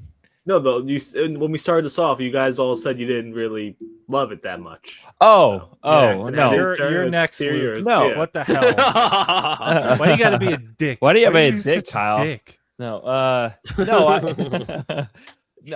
enjoyed it. Hey, I enjoyed it. I do not enjoy Star Trek. I've tried to get into it. Like I said, I do not enjoy Star Wars because I've never tried to get into it. I probably would be into it, but this was just a fun film. I love films. I don't really know how to describe it, but like films like that go from nonfiction to fiction, you know, like they were doing a TV show. Yeah. I love that concept. It was fun. And I love Tim Allen. He just made it great. It was fun. It was like almost like a parody. So it was like the fourth wall breaking was very well done. Yeah. That's what I'm trying to say. Yes. It's respectable. Yeah. It all he worked. Wasn't the one that was so negative. Ty and I really didn't like it that much. But you know, when I hear other people's passion, it makes me feel a little happier. I think that's the justice for why he got kicked off the stream. I kicked him off. I'm like, get out of here, man. Get out of here. Because like that whole voice of Mathazar's thing was invented by the actor Enrique. I don't know his last name. I mean, I know it, but I can't remember. It's like when he was auditioning for the role, you know, he did it. You know, he was the one who came up with that voice, and then they showed his audition tape to other actors playing the Thermians, and they said they were just basically making up a lot of the stuff that they were doing on the fly. You know, they were just like messing around, and it's a little. It can feel annoying sometimes because of how over the top they are. but it's like, I mean, when I was, sorry, I saw this when I was a kid. And I didn't think it kind of went over my head for the most part. I thought they're just being funny and they're being ridiculous. But yeah, I mean, I can understand where you're coming from. Yeah, absolutely. I see it too, and I still see it. I acknowledge that even the main actor who influenced everyone else is behaving very oddly in a way that can be off-putting. Meanwhile, there are other actors that have small moments that don't behave that way. Yeah. There's the guy. Oh, sure. When all the Dermians. I was about to say Ellen Ripley comes in. No, when everyone comes into the space base for the first time, and they're witnessing the squid aliens come into the bay, and then they turn on their appearance generators. That one actor who says, "My sincere apologies, we forgot our appearance generators." He's not behaving weird at all. He's very cordial and normal. That was cool. Sure. Right. Yeah. So that actor, it still works. That's the thing. I think the movie could have had that kind of normalcy to that kind of delivery of performance and still worked, but some people appreciate it more than others, and I get that. I mean, it's not a point where I'm going to say, hey, it's so hilarious when they clap like this. It's odd. It's ridiculous. It's ridiculous. Yeah. Because it's like if you think about it, they're squid aliens for real, and they're in these human forms. It's like it's so out of impractical. It's out of the ordinary for them. From the same era, what comedy do you like? I'm curious. Like, where's your taste aligned? Yeah. Oh gosh. Nothing. Let's see. Nothing's funny. Nothing from the 90s? Okay. Yeah. No. I love 90s. I do like 90s comedy. Cable Guy. You mentioned that, Kyle. I love Cable Guy. I love most Adam Sandler movies. I was about to say. Yeah. I know that's stupid humor, but I mean, it's different, okay? It's different. But if it's stupid humor and you find these to be annoyance, I'm trying to I don't think Adam Sandler, to me, it's not annoying humor. It's just being stupid humor. Okay. Yeah. Okay. I think there's different. What's his name? Adam Conover? Is that his name? He's just annoying. That's annoying comedy. I don't know if you know him or not. GalaxyQuest, did you guys only one view? First time watching it today. I wonder if you watch it a second time, if you would feel the same way about it. Now that you've probably kind of have a little bit of background for it. All right, so I think I'll have it in the background. We shut the stream off. We'll reconvene in a week and we'll do it again. Yeah. Gosh, no more Galaxy Quest. I can't take it. Here, let me get to these super chats again. Our friend Boaca is popping off, everybody. He's popping off. $9.99, 10 banger. Boaca 462. I'm Gen X. Stallone/Arnie action films. Way better than today's CGI, DEI, gen swapping, political agenda movies of the past decade. Sounds of Freedom, Warfare, etc. And he said, I meant Give Me the Ladder. He's talking about he likes those other movies. Yeah. Man, I love Sound of Freedom. That's one of my favorites. That's probably the most touching movie of the last 5 years. Easy. Yeah, that and Rental Family. I love Rental Family. We're talking about indie films that came out a month ago. I loved it. Or it came out in November, I think. I gotta see this movie. You talked a lot about this. I need to see that too. I know. I'm obsessed with it, and that was in little art theaters, and it was great. It's modern. It's new. It has some Brendan Fraser. little pinches of kind of political stuff, but it's it's tolerable. Movies always had political stuff. It's just the fact that now we're noticing it even more and more because we have one side pushing it more to the forefront. Generationally, each movie, depending on the director's, writer's background, they're always sprinkled in. Depending on the they're not subtle anymore. They're not. They don't try to be subtle. Well, I think this was subtle. This one. A big indicator as to why things have gone over the cliff, or it depends on which way you look at it. If with comedy you want things to go over the cliff when it comes to subject matter. That for example, Tony Shalhoub plays a character that's pretending to be Asian. Yeah. Within the show of the movie, right? The very first episode, the very first opening of the movie, you see him in the episode, and he's like, It's a core meltdown. But he's looking off camera as he says it, and then he does this. It's such a great move. It can't be stopped. Nice. And that's a commentary. That's a commentary on like how they used to use white actors to play, you know, Japanese actors. This is a precursor, guys, to Tropic Thunder. Yes. RDJ and Tropic Thunder. Yeah. Just so you know. Oh man, that's such a good... Have you guys seen Tropic Thunder? Please tell Classic. me. Yeah. Oh, no, I'm asking you guys the younger realize one. this? Galaxy Quest and Tropic Thunder are companion pieces. Yes, I've never heard anyone else say that, but I realize right now they are. Yeah, because it's basically the kind of same thing. They're a bunch of actors who get thrown into a real life situation of the show or movie that they were in. The only difference is that, you know, Tropic Thunder is a little bit more believable, as ridiculous as it is. Yeah, and it's R-rated. It got its way. Yeah. Plus, we used to make fun of each other and not be so butthurt about everything left and right, and not have to worry about offending anybody throughout this stuff. So I've seen a lot of reactions on YouTube to Tropic Thunder, and a lot of them are from Black YouTube creators, and they they love it. So many of them love it. They are laughing their heads off at Robert Downey Jr. You know, being like, this is unbelievably hilarious. They're laughing so hard at him. Some of them even saying like, I remember seeing one couple watching it, and the lady is like, "Is that that's Robert Downey Jr.? I thought he was really a black man." It's because it's white liberal women that are offended for everyone else. That's why. Yeah, and it's like, you know, it's not even like how blackface was supposed to be. It's like supposed to be a commentary on how ridiculous some actors are when they delve into a character too deep. How far they will go. Yeah, how far they will go. Daniel Day-Lewis. Yep. Shia LaBeouf. Marlon Brando. Well, yeah, those we just spanned generations of actors that do it.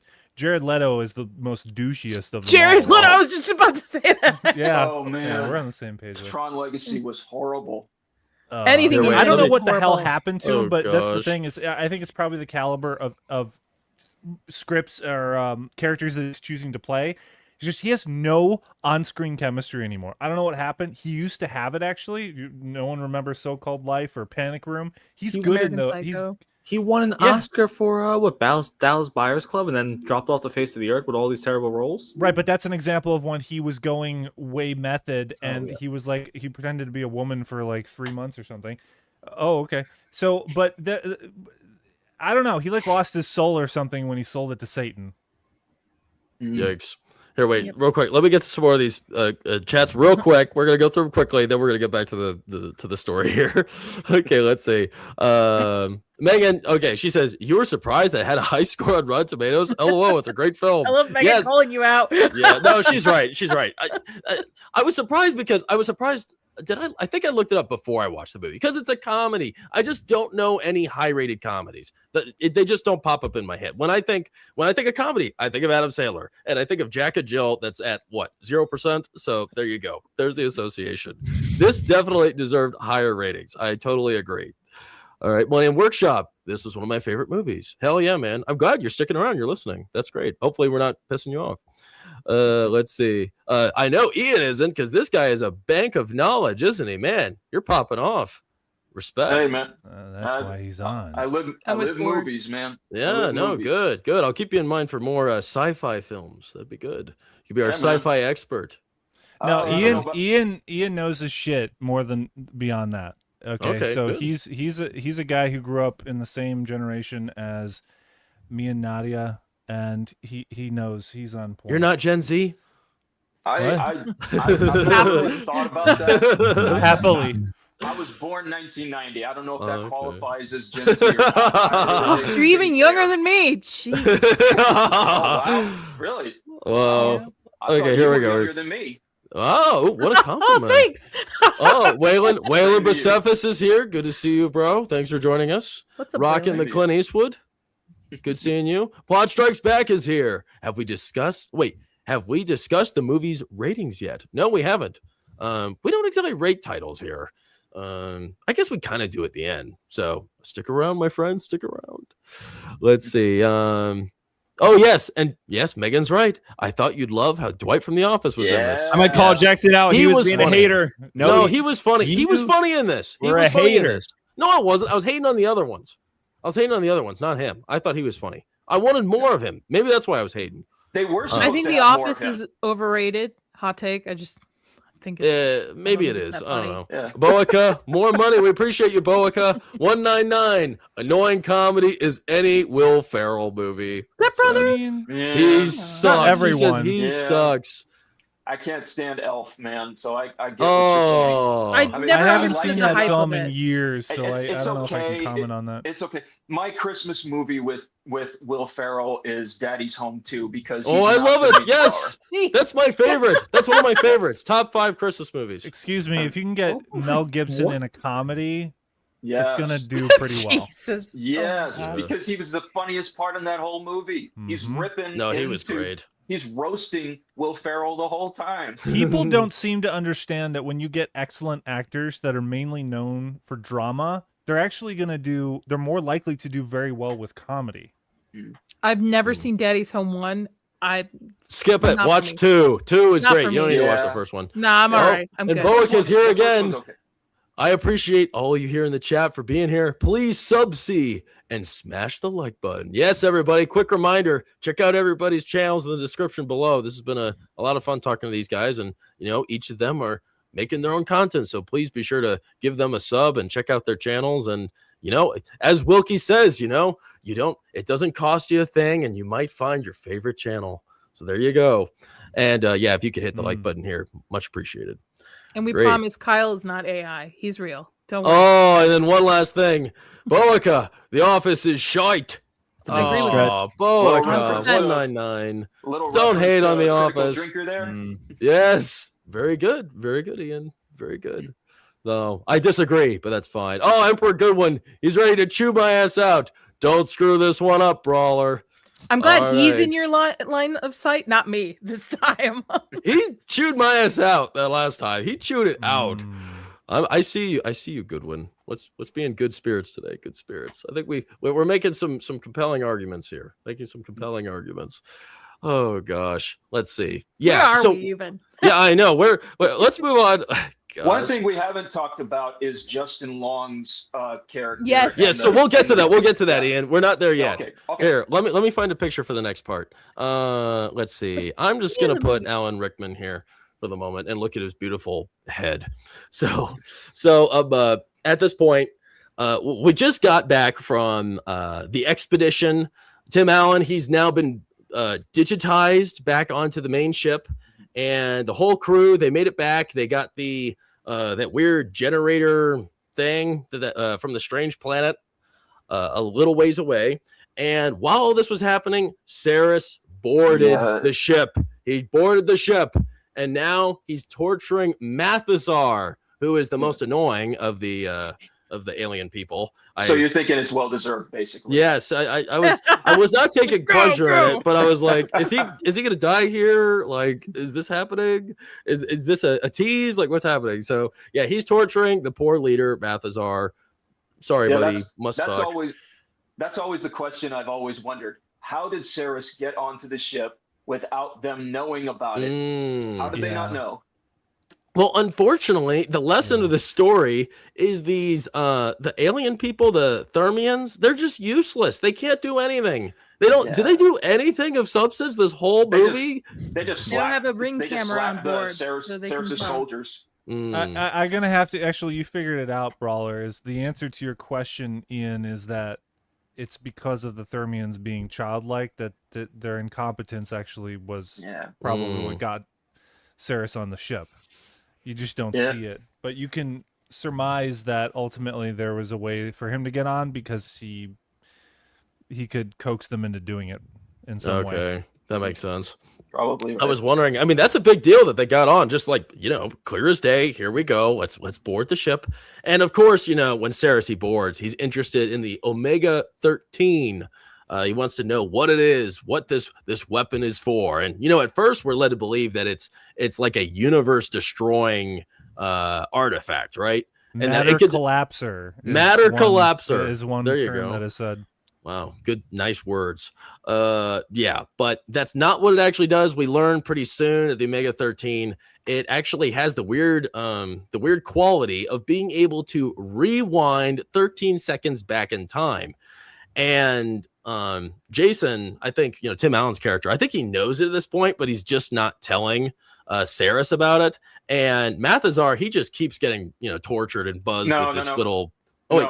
He doesn't know it at this point. He doesn't? Yeah, that happens. Okay. That happens when he and Gwen are trying to find their way through the ship to stop the detonator from going off. And Justin Long's character is he's the one that reveals it. Yeah, when they're on the box with him. Okay, my apologies. Okay, good. So he reveals it later on. Okay, so he really doesn't know. I was wondering if he was just holding back that information when he was getting tortured, and he got out of it. Yeah, and luckily. I was waiting for him to yell out after he said, "I don't know." He said, "Nobody knows." Yeah. Literally, the Thermians, they didn't even know. Yeah, right. So that was weird. Which is funny they didn't know, because it became like once they needed to use it later on, it was like readily available just right there with the click of a button, and then all of a sudden they rewind 13 seconds back in time. It kind of seemed like they had some sort of feeling that this artifact had a capability used as a weapon. I mean, they set that up. It wasn't just there for no reason. Yeah, that's another fun thing is like, because at the opening of the film, you have that episode, and the episode ends with Tim Allen saying, "Activate the Omega-13," and then it's to be continued. It's like we never find out what this thing is, what the Omega-13 is, until the very end of the film, and somehow like you say, the Thermians just somehow are able to recreate this thing that was never shown in the show. Like, what did they do? Did they find some early concept artwork that somebody was doing for the show and use that as their model to recreate this thing? It's a lot of, there are flaws in this movie. Sure. And it doesn't matter too. You know what I mean? I don't think you don't have to take everything. Like, I'm learning with a lot of comedy that you cannot take everything too seriously. I'm definitely learning that. Which is fine. Isn't it more a play on Star Trek itself, though? Like, there's plot holes. Some things just don't make sense, but you just go with it. Or it's like the characters are coming enough. It's like in a Looney Tunes cartoon. Where do those mallets come from that they just appear in their hands? I don't know. Who cares? It doesn't matter. It's hammer space. But here's the important aspect of when they were making this movie. They didn't feel that way when they were making this film. They were taking it seriously, and that's why we love it. Okay, because they weren't brushing it off as it's just it's a paycheck. We don't have to worry about taking it seriously. When Alan Rickman is in this scene, he's watching Quellic die. He's performing this as if he is doing some Shakespearean play or a period drama. Yeah. We'll get to that. We'll get to that soon. Sorry, we're not there yet. You're already there. You're showing the picture. I think I have a reason for showing him, but I don't want to be there yet. We're just looking at Alan Rickman at the moment. Just think about Alan Rickman, okay? But here we are. So I always yes, and I see Boaca's leaving us. Thank you for the support today, Boaca. We really appreciate you. Thanks, man. But yeah, where was I? Gosh. So yes. So what Tim Allen, what he reveals here under all that pressure, he's afraid that Mathazar is going to die, which kind of looks like he is. He reveals to him that everything's fake. This whole time, we're just actors. The grounds for which your civilization has evolved and morphed, everything that its culture has relied on is totally fake. All of it's fake. None of it's real. You designed these beautiful starships with all of the technology based off of fiction, and it's fake. None of it's real. And this devastates him for a moment. We don't linger on this very long. And probably, we don't linger on it long because there's a lot of other things going on. I think if we had a chance to linger on it and see the Thermians' reaction to this, I think that could have been interesting, but there's too much happening here. Saris is already on board. All his goons are on board. And at this point, the crew and Tim Allen, they're sent away. They eventually break from their custody, and Tim Allen is able to contact Justin Long's character, who is an obsessed fanboy from Earth that he was really uninterested in entertaining back when he was at the convention. But he's able to get a hold of him, and being the super nerd that he is, he knows exactly how to get to the Omega 13 in the ship. At least I believe that's what that was what he was guiding him towards. And while all of this happens, Quellic, this one of the Thermian people, who is actually an enjoyable character. I don't think we get very much of him. But while he's on screen, he's not annoying. He's like a normal dude. He's one of the actors behaving and performing normally. That's right. Just proper. That's right. He's proper. He's just a normal person, for Pete's sake. And he dies. And we get a surprisingly emotional, interaction between Alan Rickman's character and Quellic as he's kind of breathing his last breaths. And before we get to Quellic and that interaction, I'm kind of wondering what you guys think about this. Do you think Jason's, which is, Tim Allen, do you think his confession about that all of this is fake, that GalaxyQuest was never really historical events that occurred, do you think that actually impacted the story at all going forward? I think, it really does, because he realizes, like I said before, him sacrificing himself on that planet to, for his friends to get away, is him realizing he's put them in this position. And also the same thing with the Thermians. He realizes he's been going along with this lie that he's invented it started out for selfish reasons because it makes him feel good. But now he realizes that it's backfired not just on his friends, but also on these Thermians, who are like the last of their civilization. They're, like you said, if this ship blows up, they're gone, they're eviscerated. And he realizes this is where his actions have led for everyone. And the interesting thing is, like, when Tim Allen was shooting this scene, he said that, it was making him feel, the emotions he was feeling. He said he didn't like him, and there's a funny story, like Alan Rickman said that when they did that scene and he saw how it was affecting Tim Allen, he kind of joked saying, I think he just experienced acting. Nice. Yeah, because like it's like at first, the stories are that Tim Allen and Alan Rickman, like Alan Rickman was kind of annoyed working with him at first, but over time they gained a respect for each other. That's interesting. Huh. And Spielberg was there when they shot that scene too. And Spielberg was watching them shoot the scene. He was literally standing right beside Dean Parisot, the director. Dean Parisot was so fixated on the scene, he didn't even know that Spielberg was sitting right beside him. And then Spielberg says, wow, Tim Allen's doing really good here. Tim's really good in this scene. And Dean Parisot's like, who is this guy who is speaking in my ear when I'm trying to focus? And he turns, it's like, oh, okay. Yeah, he is doing a good job. The head of the studio. Yeah. This is nice. And then, go ahead. Oh no! No, no, you're popping off, Ian. I like it. I think one thing I noted from that was that I think it was important. I think what it did, kind of silently, was it lowered Saris's expectations, right? He now thought he's a total joke. All these guys are a joke. They can't handle this. And when he, later on fools him with the minefield, launching all those mines into the ship, he didn't see that coming. He didn't understand that, these guys are actually kind of competent. And it's kind of surprising that they are this competent. It does not make sense how they're able to do these things. I mean, they simulated it as in the TV show, but it's not like there's an actual display where they're following along. They're just clicking buttons for entertainment's sake. There's no actual control of anything there. So, and then you also have like Tommy Weber's character in that scene too. The pilot. It's like at first he's so uncomfortable, being the pilot of this ship. Like you have the whole part where they're pulling out of the docking bay and it's screeching. Yeah.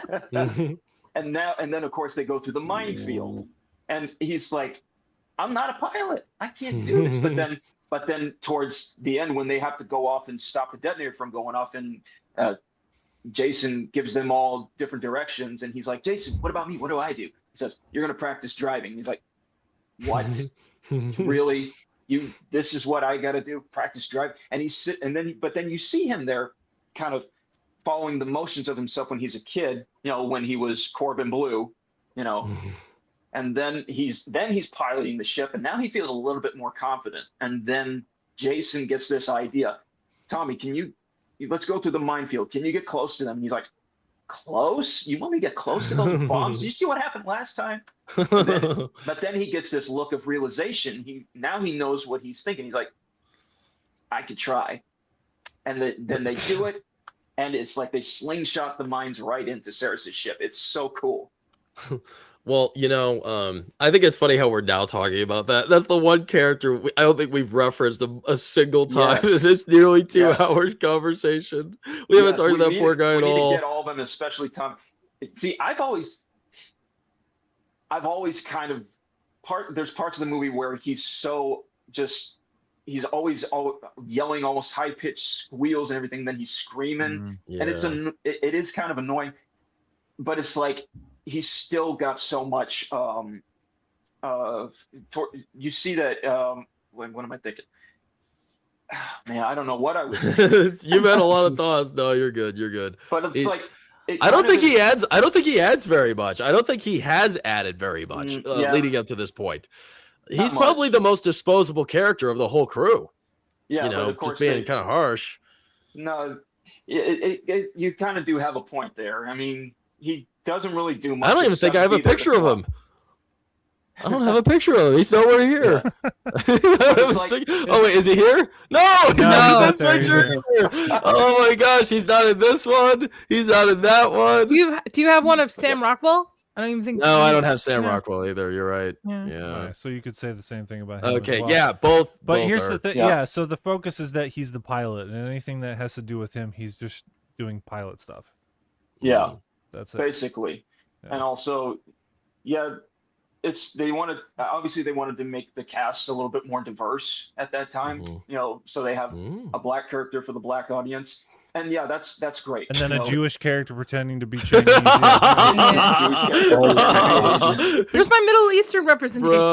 But it's like, but then again, unfortunately, we have to wait till the very end for his character to really have some semblance there for the plot. But it's like, you still see he has funny moments. That whole thing with him pulling out of the dock, it's funny because like everybody else, he's out of his depth, but even more so, that ship, the safety of that ship and everybody on it is dependent on him and how he's able to, steer the ship, fly the ship, and get it through that minefield and everything like that. So he, in a way, he has a lot more responsibility than Jason does. And I felt that. I felt that in the scene when he first sits down and he's admiring the controls. I look at this. This is forward. This is back. And then he's asked to take her out. Excuse me. And just a second because really thinking about yourself in that situation where you are in the controls, you're in the pilot seat of a giant spaceship with a whole bunch of people behind you that are essentially in your care. And you're being told for the first time to take out a spaceship. That's very daunting. So the first time today watching it, not the first time, but today watching it, it was the first time realizing that from that empathetic point of view, putting myself in his position, that would be very nerve-wracking. Yeah. So it's like then towards the end, he finally, comes into his own, just like everybody else does. But now it's even more so for him because he got injured when they went through the minefield. He had a broken arm, which by the next scene when they go down to the planet with the little cannibals, it's no longer there. It's fine now. Well, you could chalk that up to they have these healing abilities or kind of like on Star Trek. Yeah, There you go. obviously. Yeah, because they Yeah. talk about very briefly when they're getting a tour at first when they get on the ship, or the star base, is they have these different medical bays that are mentioning things that are way above or beyond medical technology on Earth. Yeah. Wow. And it's All like right. Dean Parisot had worked with the actor Daryl Mitchell, who plays Tommy Weaver. He worked with him in another film, and he said how like the more irate he became, the funnier he became. And I'm like, okay, to a certain extent, yeah. But then like sometimes when he's like that part when he's screaming when the ship blows up, he's like, ah, ah, ah, ah, ah. I'm like, oh my. He was doing the Chris Tucker route. Yeah, he's trying to be Chris Yeah, Tucker. you're right. Yeah. And- It might be the case. Hey, he was Maybe. so much better in this than Chris Tucker was in Fifth Element. Whoops, my bad. What? Yeah, I think Sorry. it had something to do with Yeah. the pitch for you I'm because gonna he have to wasn't watch as high this. pitched. Fifth Element discussion. I'm gonna have to go back. Oh no, no. It was funnier when Vex was on and was completely chastising him when we were doing the Mummy. That's hilarious. Now that was fun. Oh my didn't like gosh, the Brawler Mummy? is like, no, he liked the Mummy, but she was Oh. referencing. I was Mhm. kind of Oh. egging her on to get into him about his takes on Fifth Element, but it's in the Oh, Mummy you're live right. stream where Mhm. we go off Gotcha. on a tangent there. Yeah, Yeah. that's Gosh, gang mentality, people. Gang mentality. Not cool. It's all right. fun. You're strong enough. Yeah, that's all right. I can take it. All right, let's see. Michelle Morrison, 109. What's up, Michelle? You're new here. Oh, my Thanks for- mom. Oh, That's my mom. nice. All right, mom's in the chat, everybody. Actually, Be respectful. the therm. Yes, Yes. be respectful, Yes, chat. please Be respectful. Don't swear. You shouldn't have mentioned it was your mom. That was maybe not the best idea, but it's very nice. I'm glad she's here. Maybe it Actually, wasn't, but I the- can't take it back now. the Thermians are pretty resilient and creative since they copied their entire society off of the GalaxyQuest TV show. Yeah, they are definitely creative. I mean, I don't even know how you're able to even do that off of a TV series, but I guess it was such a long running show. They were able to make it practical. All of the fake effects and whatever else, they were able to make it practical and work to this capacity. That is creative. That's sure. That's for sure. Real quick. Oh, Michelle also says, is Galaxy Quest the space version of Magnificent Seven? Have you seen Magnificent? Yeah, Seven? I have. I mean, I definitely think I could kind of see some similarities. I mean, obviously there's 7 members of the crew from the original show, but then of course they grow. But I mean, it's definitely, other than the fact that they get recruited by a group of people that are being oppressed by a villainous force, and they need them to help them fight them off. I'd say that's probably the most similarities that you're going to find between them. You'd actually find more similarities with Bug's Life because the twist for Yes. the third act Yes. of the movie is that they're pretending to be warriors. So Mhm. there you go. Kind of going back to Justin Long's character, because we spend a decent amount of time with him in the beginning where he's kind of an annoying fanboy. But at the same time, it's sort of endearing how he was in the beginning, how much he cared about the lore and everything. And Tim Allen, he did not care at all. He was not interested in entertaining this boy at all. And of course, you get to this point in this film where he is now, his life and the life of the civilization of the Thermians depends on this young man. And he's able to get a hold of him, through his, I don't know what you want to call it. It's some sort of communications They device. they call it a Vox. I think A that's what Vox. they call it. Okay. Yeah. So Would he you calls him. think Sorry. Would you think he'd Go- be accepting of Justin Long's character? Because you got to remember, there was a switch in Jason's attitude when he went to the restroom and heard those fans making fun of him, and then went back Yes. to the table and was, defeated. And that's when Justin Long's character came up. to Well, him. before that, he's got this long line of fans that he's really engaging with. He loves getting to talk with them. I mean, obviously he doesn't really care about them asking all the questions, but he's obviously trying to, humor them the best he can because he likes getting the attention. And then Justin Long comes up to him and starts asking all these questions, but then he notices Gwen kind of giving him a little smile there for a second, and then he's like, "Oh, she gave me that look," and then he's like, "Excuse me for a second, guys," because now he's thinking about Gwen. Right. Yeah. That's interesting. Mixed up. But then, I love the word you use, humored. My gosh, Yeah. that makes me. When you said that, it kind of hurt a little bit. I literally thought about all those times you're talking to an actor at a convention, and that's what they're doing. Dang it, Yes. that's what they're doing. They're humoring you. Yes. They're humoring you. Oh, okay. Let's just make him happy so he comes home and he No, they encourages just wanna his be your friends to get an BFF. autograph. They just But Yeah. then but then he tries to be all flirty and trying to say something to get her interested, and then she's like, "It was cute when I didn't know you." Oh yeah. And then- Which then I said when I was watching it today, what is she, Jennifer Lawrence? She likes doing sex scenes with people she doesn't know more so than people she does. Bruh. And then he goes into the bathroom Dang. and hears those guys talking about him. That's where I got mixed up on it. Yeah. I'm gonna have to And watch it again. The idea was that I think they got that from a story they heard that the same thing happened to William Shatner at some point.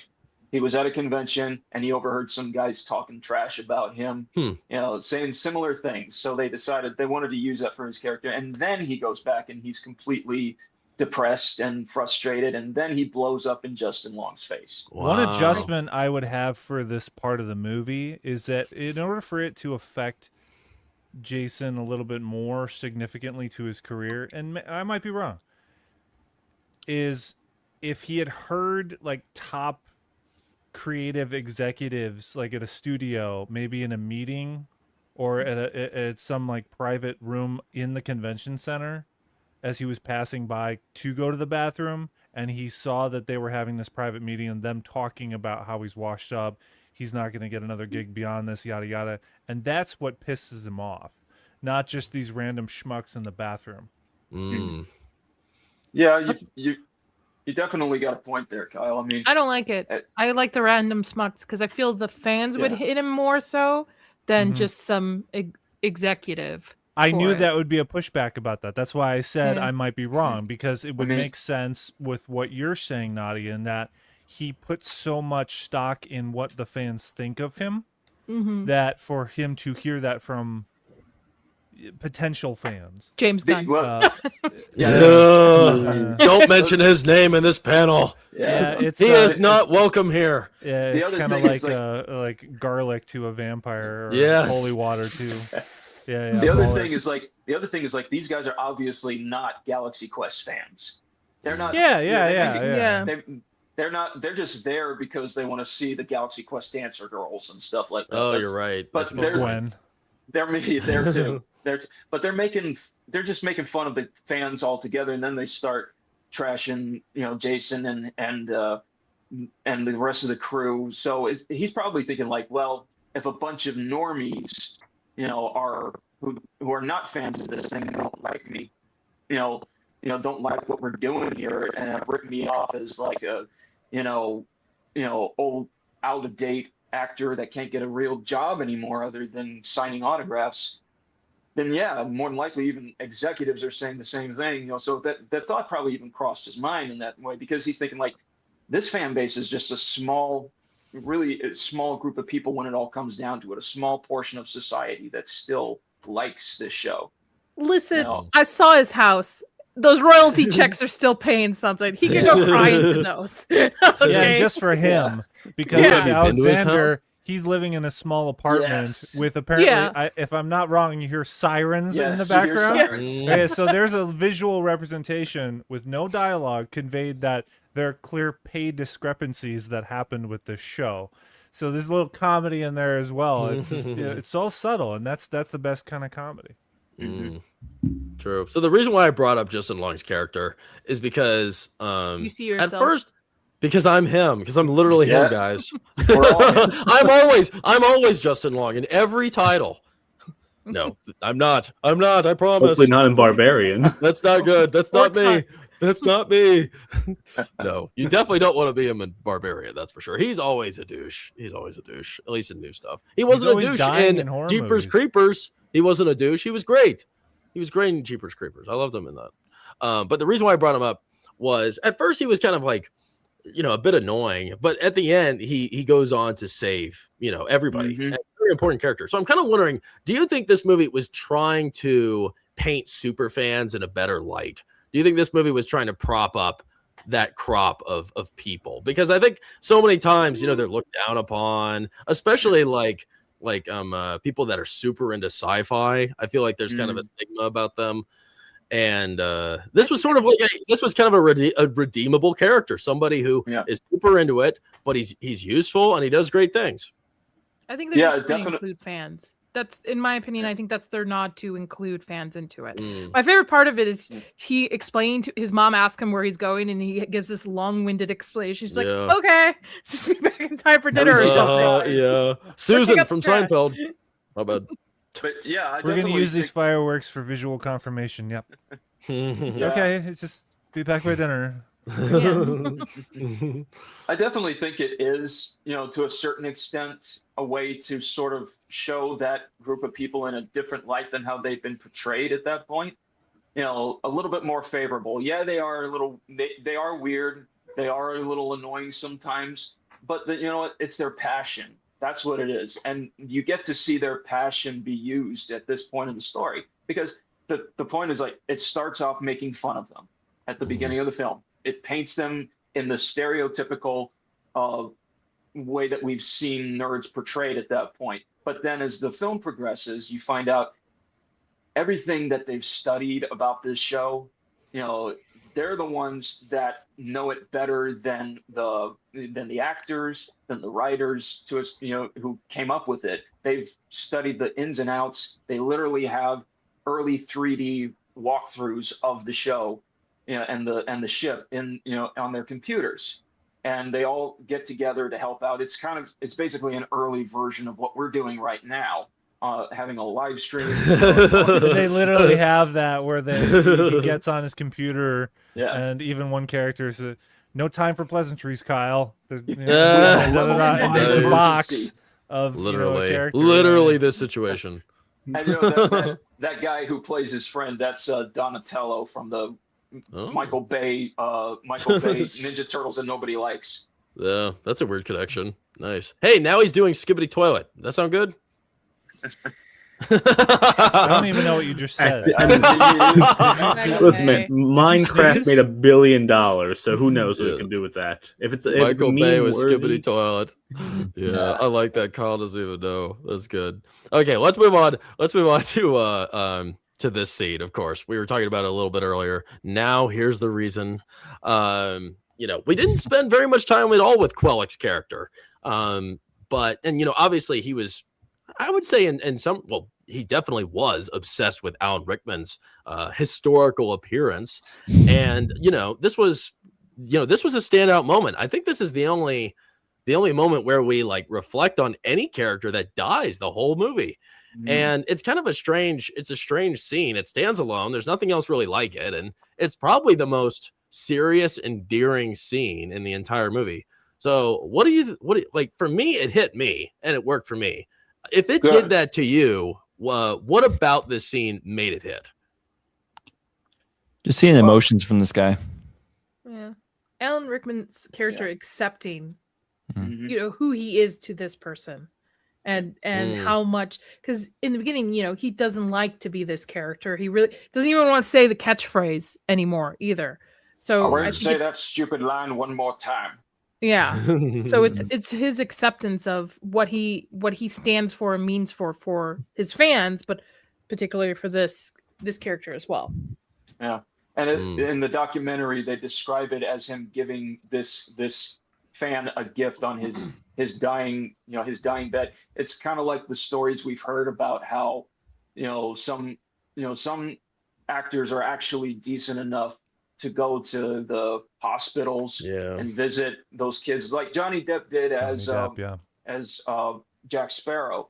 Yeah, he does that all the time. Yeah, he does it all the time, and just they're doing that as like the last thing this kid wants is to actually spend time with their hero from their favorite show, their favorite movie. It means a lot to them, and it makes them feel happy. It makes them feel a little bit better. It may not cure their cancer, may not cure what is inevitably going to be their end, but it will make them feel so much better. It'll be the closest it'll thing lift they their can get. spirits, and that's powerful. Yeah. Part of the And aspect of Quellic saying, "I've always thought of you as a father," is pretty profound, and it hints at an aspect of that character that we're not going to know about because you just don't have time. Why would he say that unless he had some absentee father or father's issues on his own? yeah, or because like they say how the Thermians are basically extinct at this point. Maybe he lost his father when he was a kid. He lost his family, and he found somebody to look up to, a role model through Alexander's character. I have a sneaking suspicion the conversations between Alan Rickman, the director, and this actor playing Quellic, I think they probably had conversations like that, which brought into the aspect of them having that dynamic back and forth of the significant reaction that he has when he hears the catchphrase. It is a moving moment. It is, and it's so brief, and you have the mixture of the score as well, and it just leaves that lasting impact. Really, it does. And you don't really come back to it again. He charges. Alan Rickman comes out of the quarter bay and charges after one of Ceres's aliens.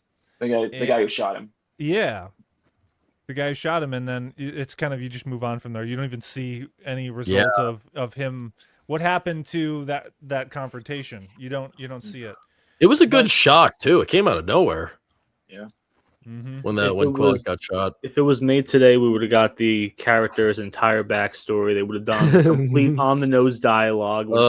Yes, hi there. My father abandoned me, and I have a yeah. You want to know? Yeah. If fucking Netflix had 8 episodes to do something. More recently, I just don't like girls. Why are we putting salt in this wound? I don't like girls, and my father abandoned me. That's the last thing that you would have said. I've always looked up to you as a father. Also, I don't like girls. Are these things connected? Oh man, gosh. Oh man. All right. Well, gosh. Let's see. Let's move on to the final part. We've had good discussion so far. Proctophile, he's a little worried about you, Ian. iPad's probably getting hot over there. You were sounding like a robot earlier, but you're back. You sound good now. I'm sorry, man. I'm not a tech whiz. No, you're doing a good job. It was kind of cool. It's part of the effect. Like I said, part of the effect. But moving on to the final part of the story. We're back together. We're getting to the end here, people. The final battle and climax. What ends up happening, we've already kind of talked about it a little bit, but eventually, I'm kind of wondering now, thinking about it. Ceres, he goes back onto his ship, right? Does he go back? Yeah, so he goes. Yeah. I wonder why he went back to the ship. That's weird. Because they were going to blow it up. They were going to blow up. Okay, that's what it is. You're right. They were going to blow. That's right. They were going to blow up the main ship. Yes. The Enterprise spoof, yes. And thanks to Justin Long's character, they were able to undo that. And the timer stops at 1, which I thought was funny. That was a good moment. It always stops at 1 in the show. Yeah, that's great. Yeah, it stopped at 1, and then that was it. So that was a good little flaw in the system. A Death Star one moment. Confusing thing that I go back and forth on that I'd probably help some clarification on is it goes to 1 and then stops because they still had to push that button, right? Or was it always going to stop at 1? I mean, was that thing even going to blow up the ship? I mean, they said it was a self-destruct, but I thought it was maybe tied to the Omega-13. What is it? No, it was going to blow up the ship. Okay, it was. Yeah, because core meltdown. Okay. Yeah. So I mean, if it's going to stop at 1, then that would mean that that's the equivalent of 0, right? I mean, why stop at 1 and not even like have that as the activation number? That's weird. Yeah. I guess that's a silly moment, but good. Hey, great. The characters lived. And Saris, he's back on his ship. And what ends up happening is he was not expecting Tim Allen and crew to come back together. And they are all piloting the ship. They've all learned their roles. They've perfected their roles on the ship, just like the series. They've figured it out. And as they're piloting the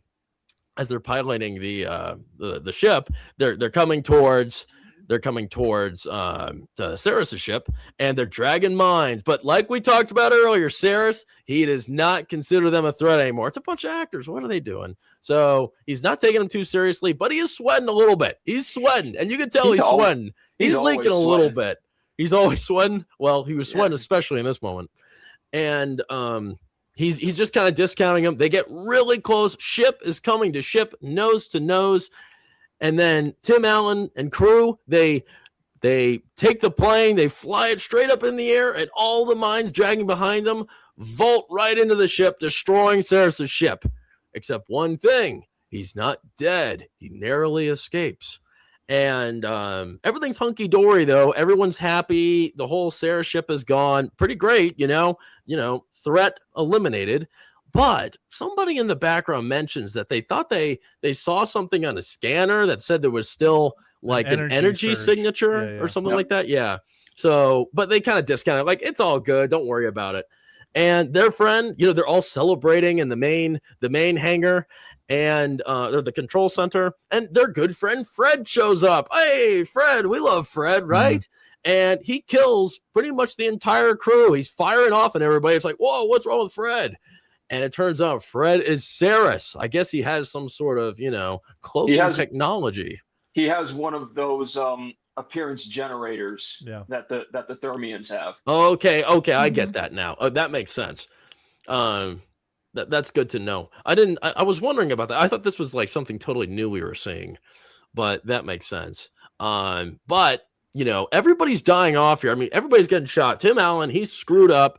And he tells the guy who was getting tortured earlier that, we need to hit the Omega-13. And they set it up and they click the button or they turn the knob, whatever it is, and they go back 13 seconds in time. And Tim Allen gets one more chance. So he sees Fred once again 13 seconds earlier. Seems like nobody else is aware except him that all of this happened.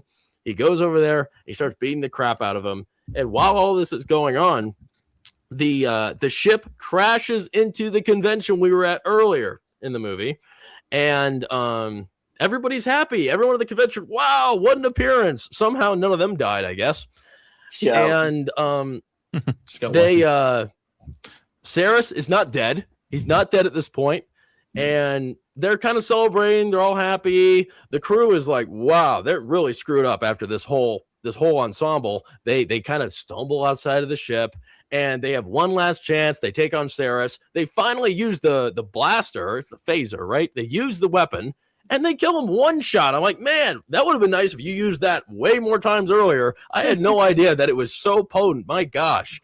And at this point, everybody's happy. They ride off into the sunset. The show is revived yet again, and the journey continues. Everyone has found their purpose. Let's start with this. For me, when Fred was revealed to be Saris, I thought that was a great surprise. I did not expect that at all. I thought that was that really caught me off guard. That was one of the better switcheroos, I'll admit. I love it when I get shocked like that. It got me. And I think the second half of the movie sold me way more than the first half. But this was definitely special. I really enjoyed that. Were you guys duped at all, or did you see it coming? Do you remember? Threw me off. Threw you off. Good. There's two of us. I remember in the theater it throwing me off. Yeah, being 9 years old, of course it would. Yeah, I remember because it gets really intense for a comedy. It goes to slow motion, and the voices echoing in pain as they all get shot goes dark. And that's really cool that this movie did that. It's a small slice, but it still did that. It's a testament to how it's able to balance these different tones, and it does it so well. Yeah.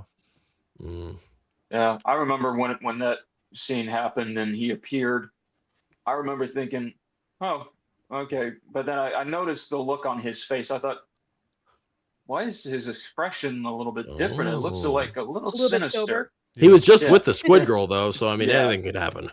Yeah. And then he pulls out the gun and I'm like, oh, okay, I know this is Saris. I just knew somehow this was Saris because it's like, obviously we're not done yet. The movie's not over. There's still a chance that something was going to happen. And I wasn't even really paying attention to the part where Alan Rickman says there was an energy surge from Saris' ship and whatever. But as soon as he walked in, I knew something's off here. Mm-hmm. You know, I don't know. Maybe I was just that good at predicting it. You're a super genius, like Alan Rickman in this. Well, his character is supposed to be, I guess. Yeah. Nice. Who do you think, like all these characters, every single one of them went through a pretty crazy arc? Who do you think was your favorite arc that you witnessed in the movie? Well, Gotta be Jason. yeah, Jason definitely is the one that goes through a lot more change than everybody, and it's I don't know why. I guess Alan Rickman just kind of stands out in my mind as a guy who was so bitter about being in this role, but then of course he has that moment where he realizes why it's so special. But at the same time, yeah, Jason goes through the change of like learning to appreciate his friends and the fans more so than just thinking about himself and what he gets out of it. So I think they're both kind of tied for me, because they're the ones who go through the most change. Yeah, it's got to be those two, right? The others don't really, the pilot, not much happens with him. Sam Rockwell, I guess he has an interesting one. He's my right? guy. Literally, he's the Guy Fleegman. That's his character's name. Is that you? And he goes from, Are you him? No, he's my guy in terms of my choice. I like his arc the most because he starts off as someone who's trying to capitalize on this guest appearance he had like 10 years ago or something, and he even asks, "No, you probably don't recognize me, do you? Sunglasses, right? Yeah. Hey, mind if I sit in for some signatures?" And then I was in episode 81. I got killed by a lava monster. So, but his arc shows like he's scared that he's going, and it's very meta. This is probably the most meta thing that happens in the movie, where he's scared enough where he doesn't want to go onto the planet to collect a beryllium sphere because he knows that he died on the show, and he thinks he's gonna die on this mission in real life. That's probably the most meta thing that is said, aside from the visual cues and visual displays of meta-ness in the movie. It's that character verbally breaking the fourth wall with those worries. And eventually he becomes a part of the crew and eventually gets to be a main character on the new iteration of the show in the movie. So that's a pretty significant arc right there. Yeah, I think his stood out to me too. Yeah, and he gains his confidence as well. Mm-hmm. Yeah. You know? Where he's willing to sacrifice himself, and Quan says, "Wait, you're gonna do that? Maybe you're the plucky." Yeah, he's like, "I'm just a glorified extra, Fred. If I'm gonna die, I'd rather go out a hero than a coward." And then Fred says, "Well, maybe you're not. Maybe you don't have to be that way. Maybe you're the plucky comic relief. You ever think about that?" Plucky? By the way. You remember, man? You know these line for line, bro. I mean, that was pretty close. He's like, "Are you stoned?" Man, he knows this the same way that I knew The Mummy, and I could recite a whole bunch of lines. There's some movies that just you've seen them so many times, they're in your DNA. Also, again, like I said before with Tommy Weber's, he's kind of just there. Doesn't really get to do a whole lot. You could probably do the movie without him, but it's like, you think about it, even the writers wonder, why is he this age? Why is he a part of this crew? Because he would have been too young to be a part of them, a part of the show. So let's make him this boy wonder. Let's make him this boy wonder, like a boy genius who can fly a ship. So it's like at the same time he's like, he's there. for the the black audience. He's also there for the kid audience when he's a teenager. So they're trying to obviously monopolize on that, but at the same time, as annoying as he can be sometimes, there's still I kind of have a likability.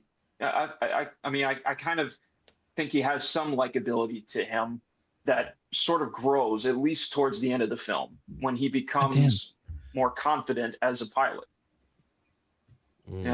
So I guess there's some growth there. It's not much, but it's there.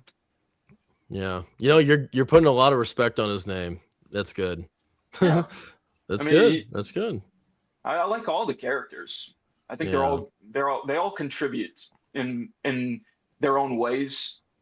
Some more so than others, obviously. And then of course with Gwen, I mean, she doesn't really. I don't know if she really does have much of character change. No, other than she gains respects for her smarts rather than her looks. That's what it is. I mean, she's also kind of there to be the typical. That's kind of subtle too. I don't really know how much she actually added, even when they were in action. Did she have any standout moments? Other than her boobs out, I don't know. I just love it. I mean, she does. She calls him out. Obviously, she calls out Jason on a lot of his bull. And she's not afraid to be the voice of reason. True. She definitely holds the team together, sort of like how in the old Fantastic Four stories it was Sue Storm that kept everybody together, that reined all these guys in. And then of course, like, at least she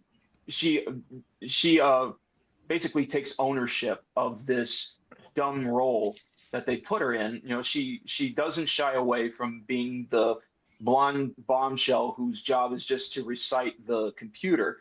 And then like Tommy tells her, that is really annoying. Can you please stop that? And then she's like, look, there's nothing else for me to do. I have one job on this lousy ship. It's stupid. Yeah, that's right. But I'm going to do it. Okay. You sound just like her. That's great. Dude, Uncanny. I like to mess around with voices all the time. Even in my spare time, it's so ridiculous. I'm weird that way. Nice. That's good. All right. Well, I think we have lots of positive things. This is a good, respectable discussion. I want to thank my panel of talent here for joining us.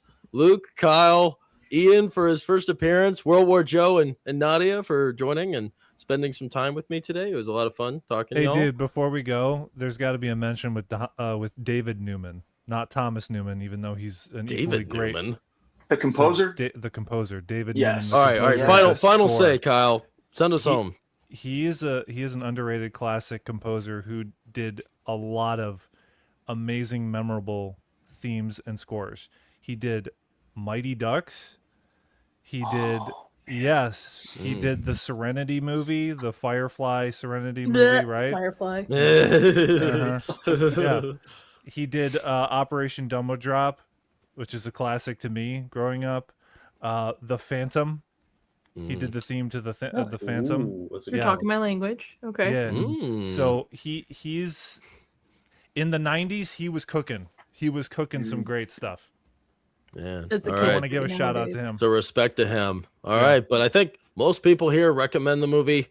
I don't not recommend it. I still recommend it. It just wasn't really my cup of tea. But I think talking with everybody here, it gave me another perspective. So thank you all for shedding that perspective here. Yeah. And everybody watching. I recommend the movie and the documentary. Yes. Again. And documentary. Everyone here is. Did you know that it was documentary. actually a mockumentary? It was actually a fake mockumentary? documentary. Yeah.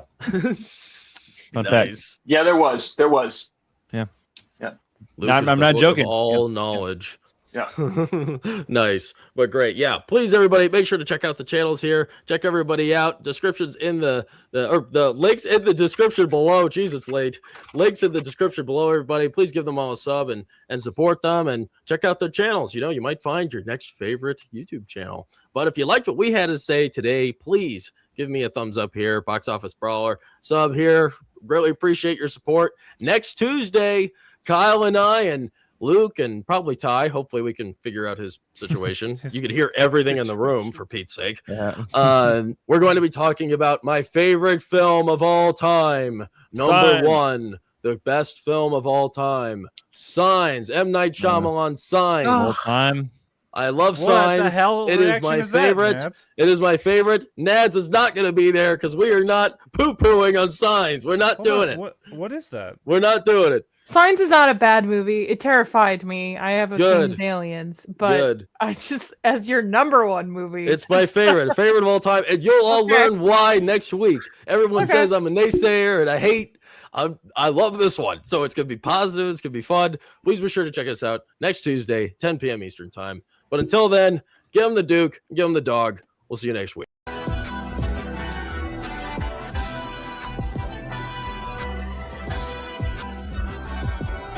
What kind of person are you? Are you the kind that sees signs, sees miracles? Or do you believe that people just get lucky?